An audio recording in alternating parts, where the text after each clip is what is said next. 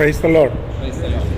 ദൈവനാമത്തിന് മഹത്വമുണ്ടാകട്ടെ. ബഹുമാനപ്പെട്ട അച്ഛൻ, കർത്താവിൽ പ്രിയ സഹോദരങ്ങളെ, എല്ലാവർക്കും യേശു ക്രിസ്തുവിൻ്റെ നിസ്തുല്യ നാമത്തിൽ സ്നേഹവന്ദനങ്ങൾ അറിയിക്കുന്നു. ദൈവവചനം പഠിക്കുന്നതിന് വേണ്ടി താല്പര്യത്തോടെ ഇന്ന് ഇവിടെ വന്നിരിക്കുന്ന എല്ലാ പ്രിയപ്പെട്ടവരെയും സർവശക്തനായ ദൈവം ആ ഉദ്ദേശത്തെ സാധ്യമാക്കട്ടെ എന്ന് ആത്മാർത്ഥമായിട്ട് പ്രാർത്ഥിക്കുന്നു. നിങ്ങളുടെ പ്രാർത്ഥനയ്ക്കായിട്ട് പ്രത്യേകം നന്ദി അറിയിക്കുന്നു. നമ്മൾ ഇതുവരെ ദാനിയേൽ പ്രവചനം 2-ാമത്തെ അധ്യായമാണ് ധ്യാനിച്ചുകൊണ്ടിരിക്കുന്നത്. 2-ാമത്തെ അധ്യായം കഴിഞ്ഞ ആഴ്ചയിൽ അത് തീർക്കണമെന്ന് വിചാരിച്ചത് സമയത്തിൻ്റെ പരിധി കൊണ്ട് അത് സാധിച്ചില്ല. വീണ്ടും അതിൻ്റെ ചില ഭാഗങ്ങൾ നമ്മൾ വായിക്കുകയുണ്ടായി. ബിംബത്തിൻ്റെ ആ രൂപം അത് കുറേ ക്ലാസ് കൂടെ ഉള്ളപ്പോൾ അതിവിടെ ഉള്ളത് നല്ലതാണ്. ദൈവം തമ്പുരാൻ മേലാൽ സംഭവിക്കാനിരിക്കുന്നത് പല വിധത്തിലാണ് ചരിത്രത്തിൽ ജീവിച്ച മനുഷ്യർക്ക് വെളിപ്പെടുത്തിയിട്ടുണ്ട്.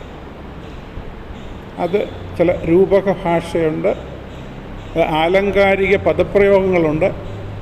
ഇവയിൽ കൂടെ എല്ലാം ദൈവം ഈ ലോകത്തിൽ ജീവിക്കുന്ന മനുഷ്യരോട് അതാത് സമയത്ത് കമ്മ്യൂണിക്കേറ്റ് ചെയ്തുകൊണ്ടിരിക്കുക. അതിന് വ്യത്യസ്ത മീൻസ് ഉണ്ട് ദൈവത്തിന്. He has his own means. അത് ഇങ്ങനെയാവണമെന്ന് പറയാൻ നമുക്ക് അവകാശമില്ല.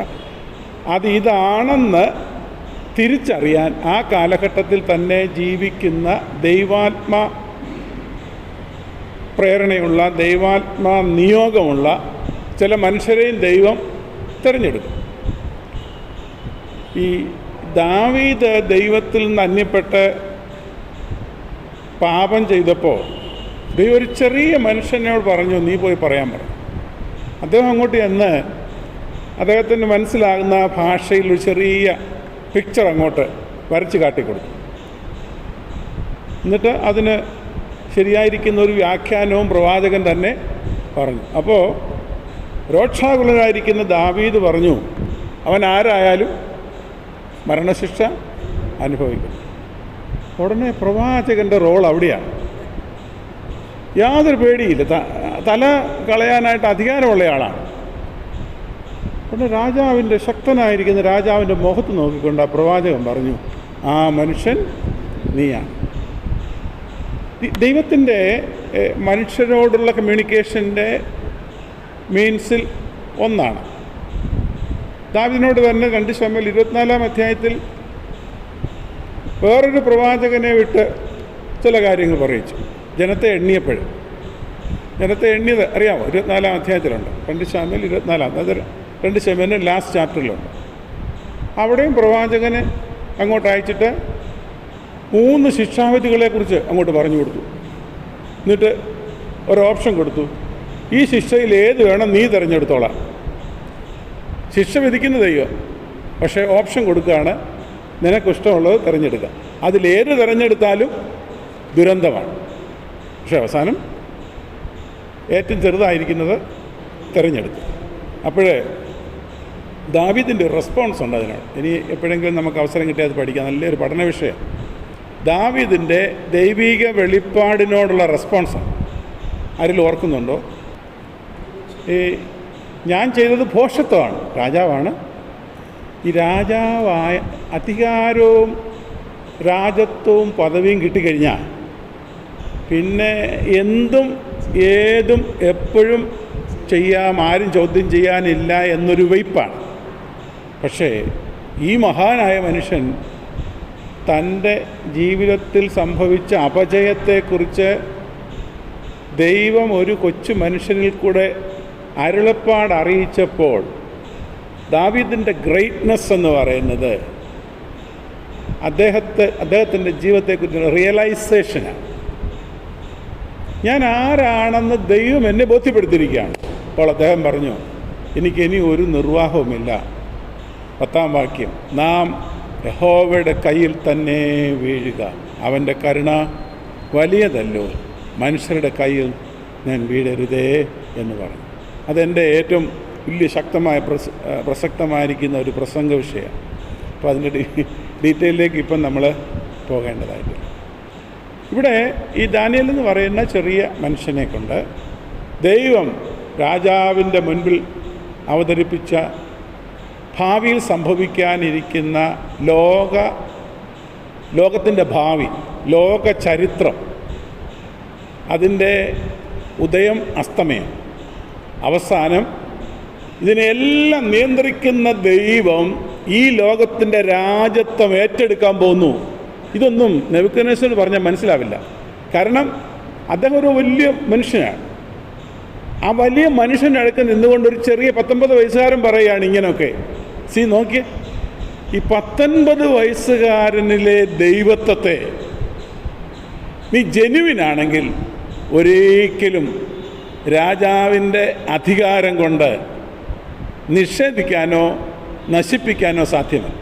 അതുകൊണ്ട് നമ്മൾ ആരാണെന്നുള്ളത് വളരെ പ്രസക്തമായിരിക്കുന്നൊരു വിഷയമാണ്. നമുക്കെന്തുണ്ടെന്നും നമ്മുടെ ഭൗതികമായിരിക്കുന്ന നേട്ടങ്ങളും ഒന്നുമല്ല വലുത്, നമ്മൾ ആരായിരിക്കണം എന്നുള്ളത് വളരെ പ്രസക്തമായിരിക്കുന്ന കാര്യം. അവിടെ റെപ്രസെൻ്റ് ചെയ്യുന്നത് ദൈവത്തെയാണ്. ആര്? ഈ ദാനിയേലും കൂട്ടരും. അത് വളരെ പ്രസക്തമായിരിക്കുന്ന ഒരു പഠന വിഷയം. ഇതൊന്ന് വായിച്ച്, കഴിഞ്ഞ പ്രാവശ്യം ചിലർ പ്രിയപ്പെട്ടവരും കൂടെ വരാനുണ്ടായിരുന്നവർ വന്നിട്ടുണ്ടല്ലോ. അതുകൊണ്ട് നമ്മൾ കഴിഞ്ഞ പ്രാവശ്യം പറഞ്ഞതായിരിക്കുന്ന ചില കാര്യങ്ങൾ ഒന്നുകൂടെ പരിശോധിക്കുന്നത് വളരെ നല്ലതായിരിക്കും. നമ്മൾ വായിച്ചത് ഈ ബിംബത്തെക്കുറിച്ചുള്ള ഒരു വിശദീകരണം നമ്മൾ വായിച്ച് കേട്ടതാണ്. രാജാവെ, തിരുമനസ്സുകൊണ്ട് രാജാതി രാജാവാകുന്നു. 37-ാം വാക്യം. സ്വർഗസ്ഥനായ ദൈവം തിരുമനസ്സിലേക്ക് രാജ്യത്വവും ഐശ്വര്യവും ശക്തിയും മഹത്വവും നൽകിയിരിക്കുന്നു. മനുഷ്യർ പാർക്കുന്നിടത്തൊക്കെയും അവരെയും കാട്ടിലെ മൃഗങ്ങളെയും ആകാശത്തിലെ പക്ഷികളെയും അവൻ തൃക്കൈയിൽ തന്നു. എല്ലാറ്റിനും തിരുമനസ്സിലെ അധിപതിയാക്കിയിരിക്കുന്നു. പൊന്നുകൊണ്ടുള്ള തല തിരുമനസ്സുകൊണ്ട് തന്നെ.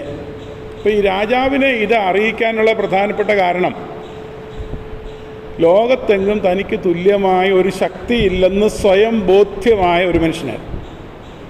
എൻ്റെ കാലശേഷം എന്തായിത്തീരും ഈ ഭരണത്തിൻ്റെ സംവിധാനം, തൻ്റെ മകനെ രാജ്യത്വം ഏൽപ്പിക്കുന്നതും പിന്നീടുള്ള ഭരണ സംവിധാനങ്ങളെക്കുറിച്ചൊക്കെ ഒരിക്കൽ ഞാൻ ആ രാജാക്കന്മാരെക്കുറിച്ചൊക്കെ പറഞ്ഞതാണ്. അതുകൊണ്ട് ഞാനത് ആവർത്തിക്കാൻ ശ്രമിക്കുന്നില്ല. അപ്പോൾ അതിനെക്കുറിച്ചൊക്കെയുള്ള ആദിയും വ്യാധി അദ്ദേഹത്തിനുണ്ടായിരുന്നു. അപ്പോൾ അദ്ദേഹത്തിൻ്റെ ആദിയും വ്യാധിയും ദൈവം മനസ്സിലാക്കിയിട്ട് അദ്ദേഹത്തിന് വെളിപ്പാടി കൊടുക്കുകയാണ്. നിൻ്റെ രാജ്യത്വം ഇതോടുകൂടി അവസാനിക്കും. അതായത് ബേൽശസ്സറോടുകൂടെ നിൻ്റെ രാജ്യത്വം അവസാനിക്കും. 4 തലമുറ വരെ കാണത്തുള്ളൂ. അത് കഴിയുമ്പം അത് അവസാനിക്കും. ഇനി ആർക്കാണിത് കൊടുക്കാൻ പോകുന്നതിനെക്കുറിച്ചുള്ള ഭാരം നിനക്കുണ്ടല്ലേ, അത് ഞാൻ തീരുമാനിച്ചോളാം. ദൈവം പറയുകയാണ്, അത് ഞാൻ തീരുമാനിച്ചോളാം. ഇന്നത്തെ അധികാരവും ഇന്നത്തെ നമ്മുടെ ഈ സംവിധാനങ്ങളൊന്നും കണ്ട് അഹങ്കരിക്കേണ്ടതില്ല. അതൊക്കെ ഭാവിയിൽ ആർക്ക് എങ്ങനെ എപ്പോൾ എന്ത് എങ്ങനെ അതൊക്കെ തീരുമാനിക്കുന്ന ആരാണ്? സ്വർഗസ്ഥനായിരിക്കുന്ന ദൈവമാണ്. അപ്പോൾ അതിൻ്റെ ടോട്ടലായിരിക്കുന്ന ഒരു ഒരു ഒരു ഒരു ഒരു സമ്മറി എന്താണ്? God is in control of the total universe. He is in control of the total universe. അപ്പോൾ അതിനെ മാറ്റാൻ ഒരു രാജാവിനോ ഒരു രാജ്യത്തിൻ്റെ ഭരണ സംവിധാനത്തിനോ ഒരിക്കലും സാധ്യമാകില്ല എന്ന് അദ്ദേഹത്തെ ഓർമ്മപ്പെടുത്തുകയാണ്. അദ്ദേഹം പാർക്കുന്ന പാലസൊക്കെ പലപ്പോഴും ഞാൻ പറഞ്ഞിട്ടുണ്ട്, ഓർപ്പിച്ചിട്ടുള്ളതാണ്. ആ പാലസൊക്കെ വസിച്ചുകൊണ്ട് എങ്ങനെ ഇത് മനസ്സിലാക്കാനായിട്ട് സാധിക്കും? അദ്ദേഹം ഈ ലോകത്തോട് യാത്ര പറഞ്ഞു. അദ്ദേഹത്തിൻ്റെ ഭരണ സംവിധാനം അതോടെ അവസാനിച്ചു. ബേൽശസ്സറിൻ്റെ കാലം വന്നപ്പോൾ മേദ്യരും പാർസ്യരും അടുത്ത ഭരണസാരഥ്യം ഏറ്റെടുത്തു. അതാണ് നെഞ്ചും കയ്യും കാണിക്കുന്നത്. അതെന്തുകൊണ്ടുള്ളതാണ്? വെള്ളി കൊണ്ടുള്ളതാണ്. കഴിഞ്ഞ പ്രാവശ്യം ഞാൻ ഇതിൻ്റെ സ്പെസിഫിക് ഗ്രാവിറ്റിയെക്കുറിച്ചും അതിൻ്റെ കാഠിന്യത്തെക്കുറിച്ചും ടെനാസിറ്റിയെക്കുറിച്ചുമൊക്കെ പറഞ്ഞതാണ്. നിങ്ങൾ എഴുതിയെടുത്തോ? ഇല്ല.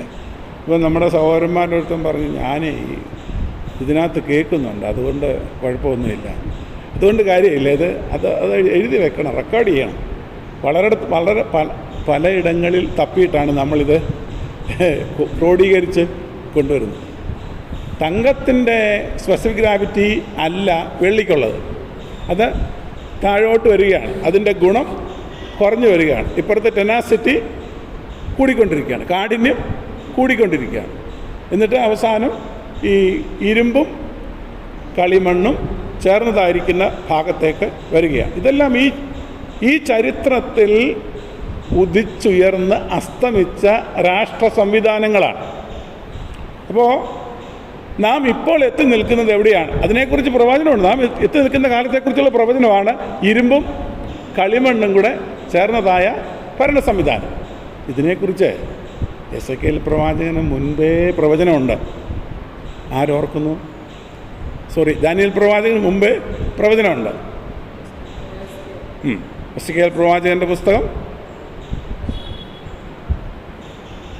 21 അധ്യായം എടുത്തു നോക്കിയാട്ടെ. എസെക്കിയേൽ പ്രവചനം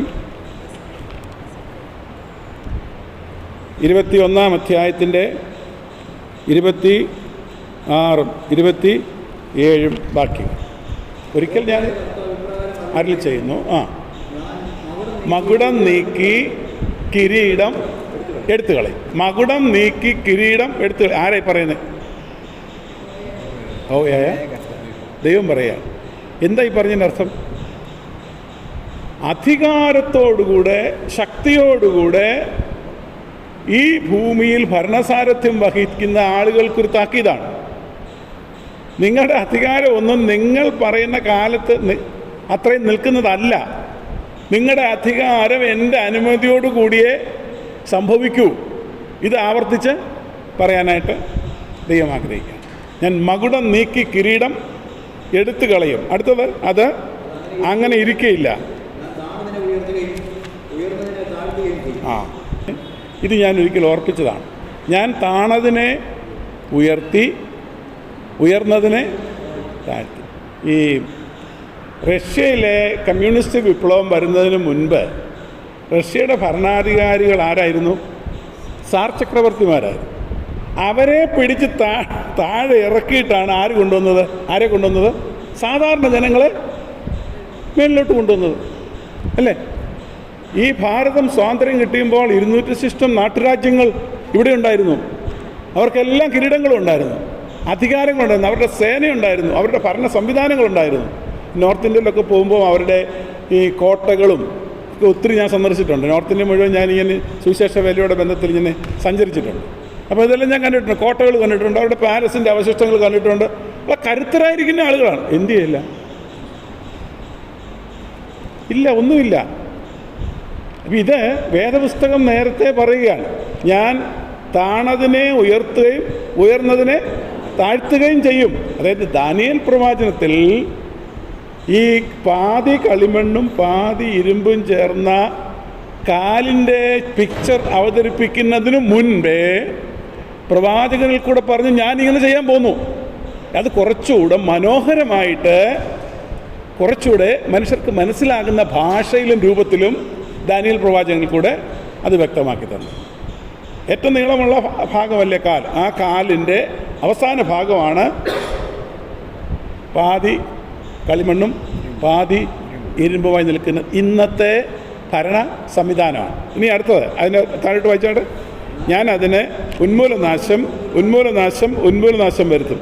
അതിന് അവകാശമുള്ളവൻ വരുവോളും അത് ഇല്ലാതെ ഇരിക്കും, അവന് ഞാനത് കൊടുക്കും. ഇതാരെക്കുറിച്ചാണ് പറയുന്നത്? ഇതാണ് ഈ ദാനിയേൽ പ്രവചനം 2 അധ്യായത്തിൽ പാതി കളിമണ്ണും പാതി ഇരുമ്പുമായിരിക്കുന്ന ആ ഭാഗത്തോട്ട് കൈതൊടാതെ കല്ല് പറഞ്ഞു വന്ന് ഇത് അടിച്ചിട്ട് ഈ കല്ല് വലിയൊരു സാമ്രാജ്യമായി തീരും. ഇവിടെ അത് ദാനിയേൽ പ്രവചിക്കുന്നതിന് മുൻപേ മറ്റൊരു ഭാഷയിൽ മറ്റൊരു രൂപത്തിൽ എസെക്കിയേൽ പ്രവാചകൻ പ്രവചിച്ചു. അതാണ് ഇവിടെ വായിച്ചു കേട്ടത്. എന്താണ് അതൊന്നുകൂടെ വായിച്ചു കേട്ടെ?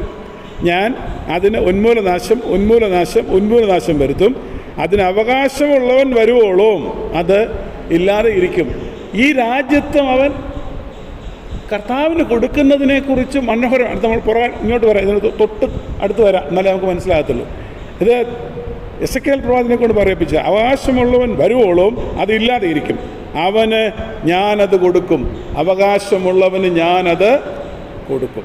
പിന്നെ ഒരു വ്യാഖ്യാനമുണ്ട് ഈ 27 അധ്യായത്തിൽ. ഞാൻ അതിന് ഉന്മൂലനാശം ഉന്മൂലനാശം എത്ര പ്രാവശ്യമുണ്ട്? 3 പ്രാവശ്യം.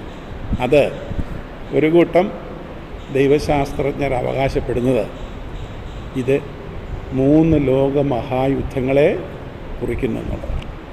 2 എണ്ണം കഴിഞ്ഞു. 3ാമതൊരു ലോകമഹായുദ്ധവും കൂടെ ഉണ്ടാകുമെന്ന ഒരു പ്രഡിക്ഷനാണ് ഇതെന്ന് വിശ്വസിക്കുന്ന നല്ലൊരു കൂട്ടം ദൈവശാസ്ത്രജ്ഞർ ഉണ്ട്. ഞാനും അത് വിശ്വസിക്കുന്നത്. നിങ്ങൾ വിശ്വസിക്കുമോ ഇല്ലയോ എന്ന് എനിക്കറിഞ്ഞൂടാ. അതിനുള്ള ക്രമീകരണങ്ങളൊക്കെയാണ് ഇപ്പോൾ നടന്നുകൊണ്ടിരിക്കുന്നത്. അപ്പോൾ ഈ ബിംബത്തിൻ്റെ വിശദീകരണം അങ്ങോട്ട് ദാനിയേൽ എന്ന് പറയുന്ന 19-20 വയസ്സുള്ള കൊച്ചുങ്ങൾ കൂടെ ദൈവം അങ്ങോട്ട് അവതരിപ്പിച്ച് കഴിഞ്ഞപ്പോൾ ഈ രാജാവിൻ്റെ റെസ്പോൺസൊക്കെ വളരെ മനോഹരമായ തരത്തിൽ ഇവിടെ പ്രതിപാദിച്ചിട്ടുണ്ട്. ഈ പറഞ്ഞത് എന്തെങ്കിലും നമുക്ക് സംശയമുണ്ടോ? അതായത് ഇനി മേലാൽ എന്ത് സംഭവിക്കുമെന്നുള്ളത് തിരുമനസ്സിൽ, അതായത് നെബൂഖദ്നേസറിൻ്റെ മനസ്സിൽ കൂടെ കടന്നുപോയപ്പോൾ ദൈവം അതൊരു സ്വപ്നത്തിൽ കൂടെ ഇനി മേലാൽ എന്താ സംഭവിക്കാൻ പോകുന്നത് വെളിപ്പെടുത്തി കൊടുത്തു. അത് വെളിപ്പെട്ടിട്ട് അദ്ദേഹം അങ്ങ് മറന്നുപോയി. അതിൻ്റെ അർത്ഥം ഗ്രഹിക്കാൻ കഴിഞ്ഞില്ല. അങ്ങനെ ഇരിക്കുമ്പോഴാണ് ആരെ കൊണ്ടുവന്നത്? അവിടെ ദാനിയേലിനെ ദൈവം കൊണ്ടുവന്നത്. അപ്പോൾ ദാനിയേൽ മൂകമായ ഭാഷയിൽ നമ്മളോട് പറയുന്ന ഒരു സാക്ഷ്യമാണ്. ഒരു ഭക്തൻ്റെ ജീവിതത്തിൽ സംഭവിക്കുന്ന ഒന്നും യാദൃച്ഛികമല്ല. എല്ലാം ദൈവത്തിൻ്റെ ഉദ്ദേശപ്രകാരമാണ്. ഒരു പർപ്പസ് ഇല്ലാതെ ദൈവം ഒരു ഭക്തന് ഒന്നും ചെയ്തെടുക്കില്ല. അത് വേദപുസ്തകത്തിൻ്റെ ചരിത്രത്തിൽ വളരെ മനോഹരമായി പരാമർശിക്കുന്ന കാര്യമാണ്. ഏത് സംഭവം നടത്തിയാലും അതിൻ്റെ പിൻപിൽ ദൈവത്തിന് ഒരു വ്യക്തമായിരിക്കുന്ന ഉദ്ദേശമുണ്ട്. നമ്മളെ സംബന്ധിച്ചിടത്തോളം അതിനുവേണ്ടിയാണെന്നുള്ള ഡിസേൺമെൻറ്റ്, തിരിച്ചറിവ്, ഈ തിരിച്ചറിവുണ്ടായി അതിനോട് പോസിറ്റീവ് റെസ്പോൺസ് എടുത്ത് ഇമ്മീഡിയറ്റ് ഒബീഡിയൻസോടുകൂടെ ഈ ദൈവത്തിൻ്റെ വേലയിലോട്ട് ഇങ്ങനെ അങ്ങോട്ട് വന്നു കഴിയുമ്പോഴാണ് അത് നമ്മുടെ ജീവിതത്തിലും മറ്റുള്ളവരുടെ ജീവിതത്തിലും അനുഗ്രഹിക്കപ്പെട്ടായിത്തീരുന്നത്. ദൈവം പറയുന്നുണ്ടെ അത് അങ്ങനെ തന്നെ ഏറ്റെടുക്കണം, അങ്ങനെ തന്നെ അനുസരിക്കണം. ഈ ഫിലിപ്പോസ് എന്ന് പറഞ്ഞൊരു ഉദ്ദേശം ഉണ്ടായിരുന്നല്ലോ, അറിയാമോ? അവർ കർത്താവിൻ്റെ വേല അപ്പോസ്തല പ്രവൃത്തികളാണ് നമ്മൾ വായിക്കുന്നത്. കർത്താവിൻ്റെ വേല ഇങ്ങനെ ചെയ്ത് മുന്നോട്ട് പോകുമ്പം യെരുശലേമിലേക്ക് പോകാനായിട്ടൊരു അവസരം കിട്ടി. ഒരു കുറച്ച് നേരം ഒന്ന് റെസ്റ്റ് ചെയ്യാൻ വേണ്ടി യെരുശലേമിലോട്ട് പോകണം. യെരുശലേമിൽ പോയി അവരെല്ലാം കൂടെ റെസ്റ്റ് ചെയ്തുകൊണ്ടിരിക്കുകയാണ്. ഉള്ള ഡിസൈപ്പിൾസ് എല്ലാം കൂടെ റെസ്റ്റ് ചെയ്യാം. ആ കൂട്ടത്തിൽ ഒരുത്തിനോട് പറയും, ഫിലിപ്പിനെ വിളിച്ചിട്ട്, ഡാ നീ ഇപ്പം റെസ്റ്റ് ചെയ്യണ്ട, ഇപ്പോഴേ പോ. എവിടോട്ടാണ് പോകേണ്ടത്? ഗസയ്ക്ക് ചേർന്ന നിർദ്ധന പ്രദേശം. ബാക്കിയുള്ളവരെല്ലാം റെസ്റ്റ് ചെയ്യുക യെരുശലേമിൽ. ബാക്കിയുള്ളവരൊക്കെ റെസ്റ്റ് ചെയ്യുകയാണ്. വേലയുടെ വളരെ ഭയങ്കര ടെൻഷനൊക്കെ അഭിമുഖീകരിച്ച് നിൽക്കുന്ന കൂട്ടത്തിലാണ്. അപ്പോസ്തല പ്രവൃത്തി വായിക്കുമ്പോഴത് അറിയാം നമുക്ക്. അവിടെയാണ് എല്ലാവരും ഇച്ചിരി ഒന്ന് മാറി, തിരക്കിൽ നിന്ന് മാറി വിശ്രമിച്ചുകൊണ്ടിരിക്കുമ്പോൾ ഫിലിപ്പ് എന്ന് പറയുന്ന ഒറ്റ മനുഷ്യനോട്, ഈ മറ്റുള്ള ആളുകൾ ഒത്തിരി പേരുണ്ട്, ദൈവത്തിന് ഒരു വ്യക്തിയാണ്, അതിന് പറ്റിയ ആളിനും ദൈവത്തിനറിയാം. നമ്മളതിനകത്തൊന്നും കുണ്ഠിതപ്പെടേണ്ട കാര്യമില്ല, നമ്മളത് അക്സെപ്റ്റ് ചെയ്താൽ മതി. വേറെ ഒത്തിരി പേരുണ്ട്, പക്ഷേ ഫിലിപ്പിനെ ദൈവം കണ്ടുള്ളൂ, അല്ലേ? ഒറ്റ മനുഷ്യൻ ഫിലിപ്പ്. ആ ഫിലിപ്പിനോട് പറഞ്ഞു, നീ അവിടെ നിന്ന് എഴുന്നേൽക്കില്ല. He obeyed, അവനനുസരിച്ചു. അവിടുന്ന് വിട്ടു, പറഞ്ഞിടത്തോട്ട് പോയി. അവിടെ കാണും വല്ലതും ഉണ്ടോ? നിർജ്ജന പ്രദേശമാണ്, ഡെസേർട്ടാണ്. അനുസരിച്ചാൽ മതി. ആ ക്രോസ് ജംഗ്ഷനിൽ, ക്രോസ് റോഡിൽ ദൈവം കൊണ്ടെത്തിക്കും. അവിടെ നിൽക്കുമ്പോഴാണ് ദാണ്ട വരുന്നു ഒരുത്തൻ രഥത്തേൽ. സൈക്കിളും ഇല്ല, മോട്ടോർ ബൈക്കും ഇല്ല, ഒന്നുമില്ലാതെ വന്ന ഫിലിപ്പ് ഉദ്ദേശിയാണ്. എവിടെ പോയി? കർത്താവ് പറഞ്ഞ അനുസരിച്ച്, ഉള്ളിലെ പ്രേരണ അനുസരിച്ച് പോയി. കർത്താവ് പറയുന്ന അനുസരിച്ച് പോയാൽ മതി, ഉള്ളിലെ പ്രേരണ അനുസരിച്ച് പോയാൽ മതി. അതിൻ്റെ വഴികളൊക്കെ ദൈവം തമ്പുരാൻ ഒരുക്കിക്കൊള്ളും. ദൈവത്തിന് സ്തോത്രം. എൻ്റെ സാക്ഷ്യം ഞാൻ നിങ്ങളോട് പണ്ട് പറഞ്ഞു തന്നോ? എത്ര പേർ ഓർക്കുന്നുണ്ട്? പല പ്രാവശ്യം പറഞ്ഞു. എന്താ പറഞ്ഞത്? എൻ്റെ ജീവിതത്തിലെ മറക്കാൻ അതായത് ഈ നമ്മുടെ മിനിസ്ട്രി ദൈവീകമാണെന്നുള്ളതിനെ അഫേം ചെയ്യുന്ന ചില സന്ദർഭം നമ്മുടെ ജീവിതത്തിലൊക്കെ ഉണ്ടാവും. ഇതാണോ അല്ലയോ സംശയം നമുക്കുണ്ടാവും, പക്ഷേ അത് അഫേം ചെയ്തു തരും, കൺഫേം ചെയ്തു തരുന്നേ. അതായിരുന്നു എൻ്റെ ജേർണിയിലുണ്ടായിരുന്നത്. ഈ കുട്ടനാട്ട് ജനിച്ചോളം തിരുവല്ലായിൽ അപ്പുറത്തോട്ട് അങ്ങനെ കാര്യമായിട്ട് ഞാൻ സഞ്ചരിച്ചിട്ടില്ല. അതിനാവശ്യം ഉണ്ടായിരുന്നില്ല. അവിടെ ജനിച്ചു വളർന്നതാണ്. അപ്പോഴാണ് അവിടുന്ന് എന്നെ വിളിച്ച് തന്നെ പോകുന്നത്. എസ്റ്റേറ്റ് ജോലിയൊക്കെ കളഞ്ഞ് 17-ാമത്തെ വയസ്സിൽ എസ്റ്റേറ്റ് ജോലിക്ക് പോയതാണ് കണക്കെഴുതാനായിട്ട്. അവിടുന്ന് അത് ഇട്ടേച്ച് വരാൻ ദൈവം പറഞ്ഞു. എനിക്കിതൊന്നും അറിയത്തില്ല. അന്ന് ഇട്ടേച്ച് വരാൻ പറഞ്ഞപ്പോൾ അനുസരിച്ചു. വീട്ടിൽ വന്നപ്പോൾ എൻ്റെ ഫാദർ പറഞ്ഞു, ഞാനിതിനു വേണ്ടി കാത്തിരിക്കുകയായിരുന്നു. ഏത് ജോലി കളയാൻ വേണ്ടി. ഇങ്ങനെയുള്ള അപ്പന്മാരുണ്ട്. മോൻ്റെ ജോലി കളഞ്ഞിട്ട് കർത്താവിൻ്റെ വേലയ്ക്ക് വരാൻ വേണ്ടി കാത്തിരിക്കുകയായിരുന്നു അദ്ദേഹം. ഇദ്ദേഹം ഒരു റിച്ച് മാനൊന്നും അല്ല, ഒരു സാധാരണക്കാരൻ്റെ മനുഷ്യനാണ്. സാമ്പത്തിക ഒത്തിരി പരാധീനതയുള്ള മനുഷ്യനാണ്. പക്ഷേ എന്നെ സപ്പോർട്ട് ചെയ്തുകൊണ്ടിരുന്ന മോൻ ജോലി കളഞ്ഞു വെച്ച് കർത്താവിൻ്റെ വേലയ്ക്ക് വരണമെന്ന് ആഗ്രഹിച്ച പിതാവായിരുന്നു. എൻ്റെ പിതാവിനെ കണ്ടിട്ടില്ലേ, ഇവിടെ ഉണ്ടായിരുന്നു. അതനുസരിച്ച് ഇതൊന്നും എനിക്കറിയത്തില്ല. അല്ലെങ്കിൽ അമ്മ പറഞ്ഞു, മോനെ ദൈവം നിന്നെ എനിക്ക് പ്രാർത്ഥിച്ച് തന്നതാണ്. അമ്മച്ചിയുടെ ഉദരത്തിൽ ഞാൻ മരിച്ചവനായിരുന്നല്ലോ, അവിടെ നിന്നെ കിട്ടിയതാണ്. അതുകൊണ്ട് നീ കർത്താവിൻ്റെ വിലയ്ക്ക് പൊക്കോളാൻ പറഞ്ഞു. സപ്പോർട്ട് ചെയ്യാനായിട്ട് ഒന്നും അറിയത്തില്ല. റിസർവേഷൻ ചെയ്യണമെന്ന് അറിയത്തില്ല. ഈ ട്രെയിനിലെ റിസർവേഷൻ ചെയ്യണമെന്ന് അറിയത്തില്ല. അന്ന് ഒറ്റ ട്രെയിനില്ല. 71 കാര്യം, ഒറ്റ ട്രെയിനില്ല. കരിവണ്ടിയാണ്. യാത്ര ചെയ്ത് പരിചയമില്ല. തേർഡ് ക്ലാസ് ഉണ്ടെന്നൊട്ട് പരിചയവുമില്ല. ഞാനവിടെ തിരുളച്ചന്ത വണ്ടി ഇത്രയും നീളമുള്ള ചെറിയ കാർഡ് പോലുള്ള ടിക്കറ്റില്ലേ, അതാ. അവിടെ ചെന്ന് മദ്രാസ് ടിക്കറ്റ് ചോദിച്ചു. ഒരു മദ്രാസ് ടിക്കറ്റ് തന്നു. അവിടുന്ന് അടുത്ത് വരുന്ന വണ്ടിക്ക് എറണാകുളത്ത് ഇറങ്ങിയിട്ട് എറണാകുളത്തു നിന്നാണ് മദ്രാസ് മെയിൽ അങ്ങോട്ടുള്ളത്. ഇതൊന്നും എനിക്കറിയാൻ വയ്യ. സത്യം പറയാൻ എനിക്കൊന്നും അറിയില്ല. ഞാൻ ആ ട്രെയിനോട്ട് കയറി വന്നപ്പോൾ ഈ ട്രെയിനാണെന്ന് പറഞ്ഞ് ആ ട്രെയിനിൽ കയറി.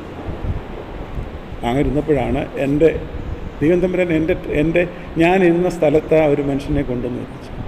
അല്ലെങ്കിൽ ആ മനുഷ്യൻ ഇരുന്ന സ്ഥലത്താണ് എന്നെ കൊണ്ട് എത്തിച്ചത്. അദ്ദേഹത്തിൻ്റെ കോൺവെർസേഷൻ, എൻ്റെ വെപ്രാളവും ഇതെല്ലാം കൂടെ കണ്ട് മദ്രാസിലെ ഞാൻ പങ്കെടുക്കേണ്ട കോൺഫറൻസിലെ ആ വീട്ടിൽ, ആ ഓഫീസിൽ എന്നെ കൊണ്ടവിടെ എത്തിച്ചു. ചില മുഖാന്തരങ്ങളൊക്കെ ദൈവം ഒരുക്കി തരുന്നതാണ്. പിന്നെ ഇതുവരെ എൻ്റെ ആയുസ് ഞാൻ ആ മനുഷ്യനെ കണ്ടിട്ടില്ല. അദ്ദേഹം കാശ്മീരിൽ പോവുക. അതായത് കൊറോമാണ്ടൽ എക്സ്പ്രസ്സിന് 8:30 കൊറോമാണ്ടൽ എക്സ്പ്രസ്, അതിന് പോകേണ്ട മനുഷ്യനാണ്. എന്നെ ഇവിടെ കൊണ്ടുപോയിട്ട് അന്ന് അദ്ദേഹത്തിന് പോകാൻ പറ്റത്തില്ല. പിറ്റേ ദിവസം അദ്ദേഹം പോയത്. ഇതൊക്കെ എന്നോട് പറഞ്ഞ് മാർഗ്ഗമധ്യത്തിലൊക്കെ പറഞ്ഞ് പൈസ കൊടുക്കാനും എൻ്റെ ഇല്ലായിരുന്നു. അദ്ദേഹമാണ് പൈസ കൊടുത്തത്. ഇന്ന് ഞാൻ ഇവിടെ നിന്നുകൊണ്ട് 55 വർഷങ്ങൾക്കപ്പുറത്ത് നിന്നുകൊണ്ട് അയവിറക്കുമ്പോൾ ഇത് തന്നെ എനിക്ക് പറയാനായിട്ടുണ്ട്. ദൈവം പറയുന്നത് അനുസരിച്ചാൽ നമുക്ക് നിർവചിക്കാനാവാത്ത ഫലം അനന്തര ഭാവിയിൽ ഭവിക്കുമെന്നുള്ളത് യാതൊരു സംശയമില്ലാത്ത കാര്യമാണ്. അതുകൊണ്ടാണ് ഞാൻ ഇന്ന് നിങ്ങളുടെ മുൻപിൽ നിൽക്കുന്നത് ഈ വചനവുമായിട്ട്. ദൈവത്തിന് ഞാൻ കോടാകോടി നന്ദി പറയുന്നു. അപ്പോൾ ഈ ദാനിയേലിനെ സംബന്ധിച്ചിടത്തോളം വളരെ വളരെ ദൈവികമായിരിക്കുന്ന കാര്യങ്ങൾ തന്നോട് എന്തരളി ചെയ്താലും അത് ചോദ്യം ചെയ്യാതെ അനുസരിച്ച് പ്രവാചകൻ ദൗത്യത്തോടുകൂടെ രാജാവിനോട് പറയാൻ തനിക്ക് യാതൊരു മടിയുണ്ടായിരുന്നില്ല. രാജാവേ, അങ്ങയുടെ കാലശേഷം അങ്ങയുടെ രാജ്യത്വം അവസാനിക്കും. അതിനുശേഷം അങ്ങ് പ്രതീക്ഷിക്കാത്ത ഒരു ഭരണ സംവിധാനം, മേദ്യപാർസ്യ സമ്പ്രദായം നിലവിൽ വരും. ആ മേദ്യപാർസ്യ രാജ്യം ഉണ്ടാകുമെന്നുള്ളതും ദൈവത്തിൻ്റെ മുന്നമേയുള്ള പദ്ധതിയായിരുന്നു. അതായത് നഷ്ടപ്പെട്ട യെരുശലേം ദേവാലയം പുതുക്കി പണിയണമെങ്കിൽ അതിനുള്ള സംവിധാനങ്ങൾ ക്രമീകരിക്കാൻ ദൈവം നേരത്തെ ഒരുത്തനെ കണ്ടിരുന്നു, ഒരു രാജാവിനെ കണ്ടിരുന്നു. അദ്ദേഹത്തിൻ്റെ പേരെന്താണ്? കോരേശ്. ഈ കോരേശ് ജനിക്കുന്നതിന് മുമ്പേ കോരേശിനെ കുറിച്ച് പ്രവചനമുണ്ട്. ഉണ്ടോ? യശയ്യാപ്രവചനം 44-ാം അധ്യായം. യശയ്യാപ്രവചനം 44-ാം അധ്യായം. യശയ്യാപ്രവചനം 44-ാം അധ്യായം എടുത്തോ.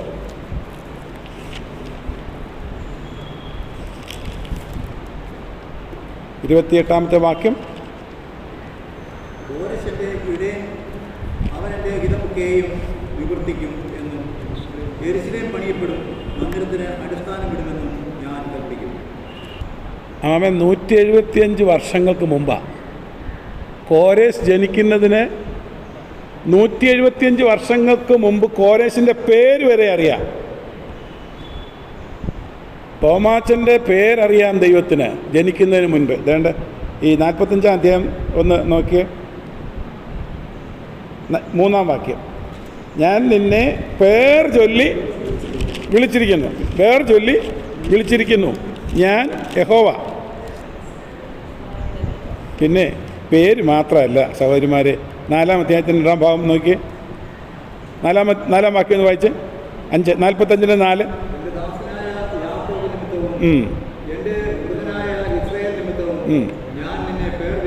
അടുത്തത്, ഞാൻ നിന്നെ അതാ ഓമനപ്പേര് ചൊല്ലിയെന്ന് പറഞ്ഞാൽ മനസ്സിലായോ? ജോമോൻ വിളിക്കുന്ന പേരല്ല, അമ്മ വിളിക്കുന്ന പേര്.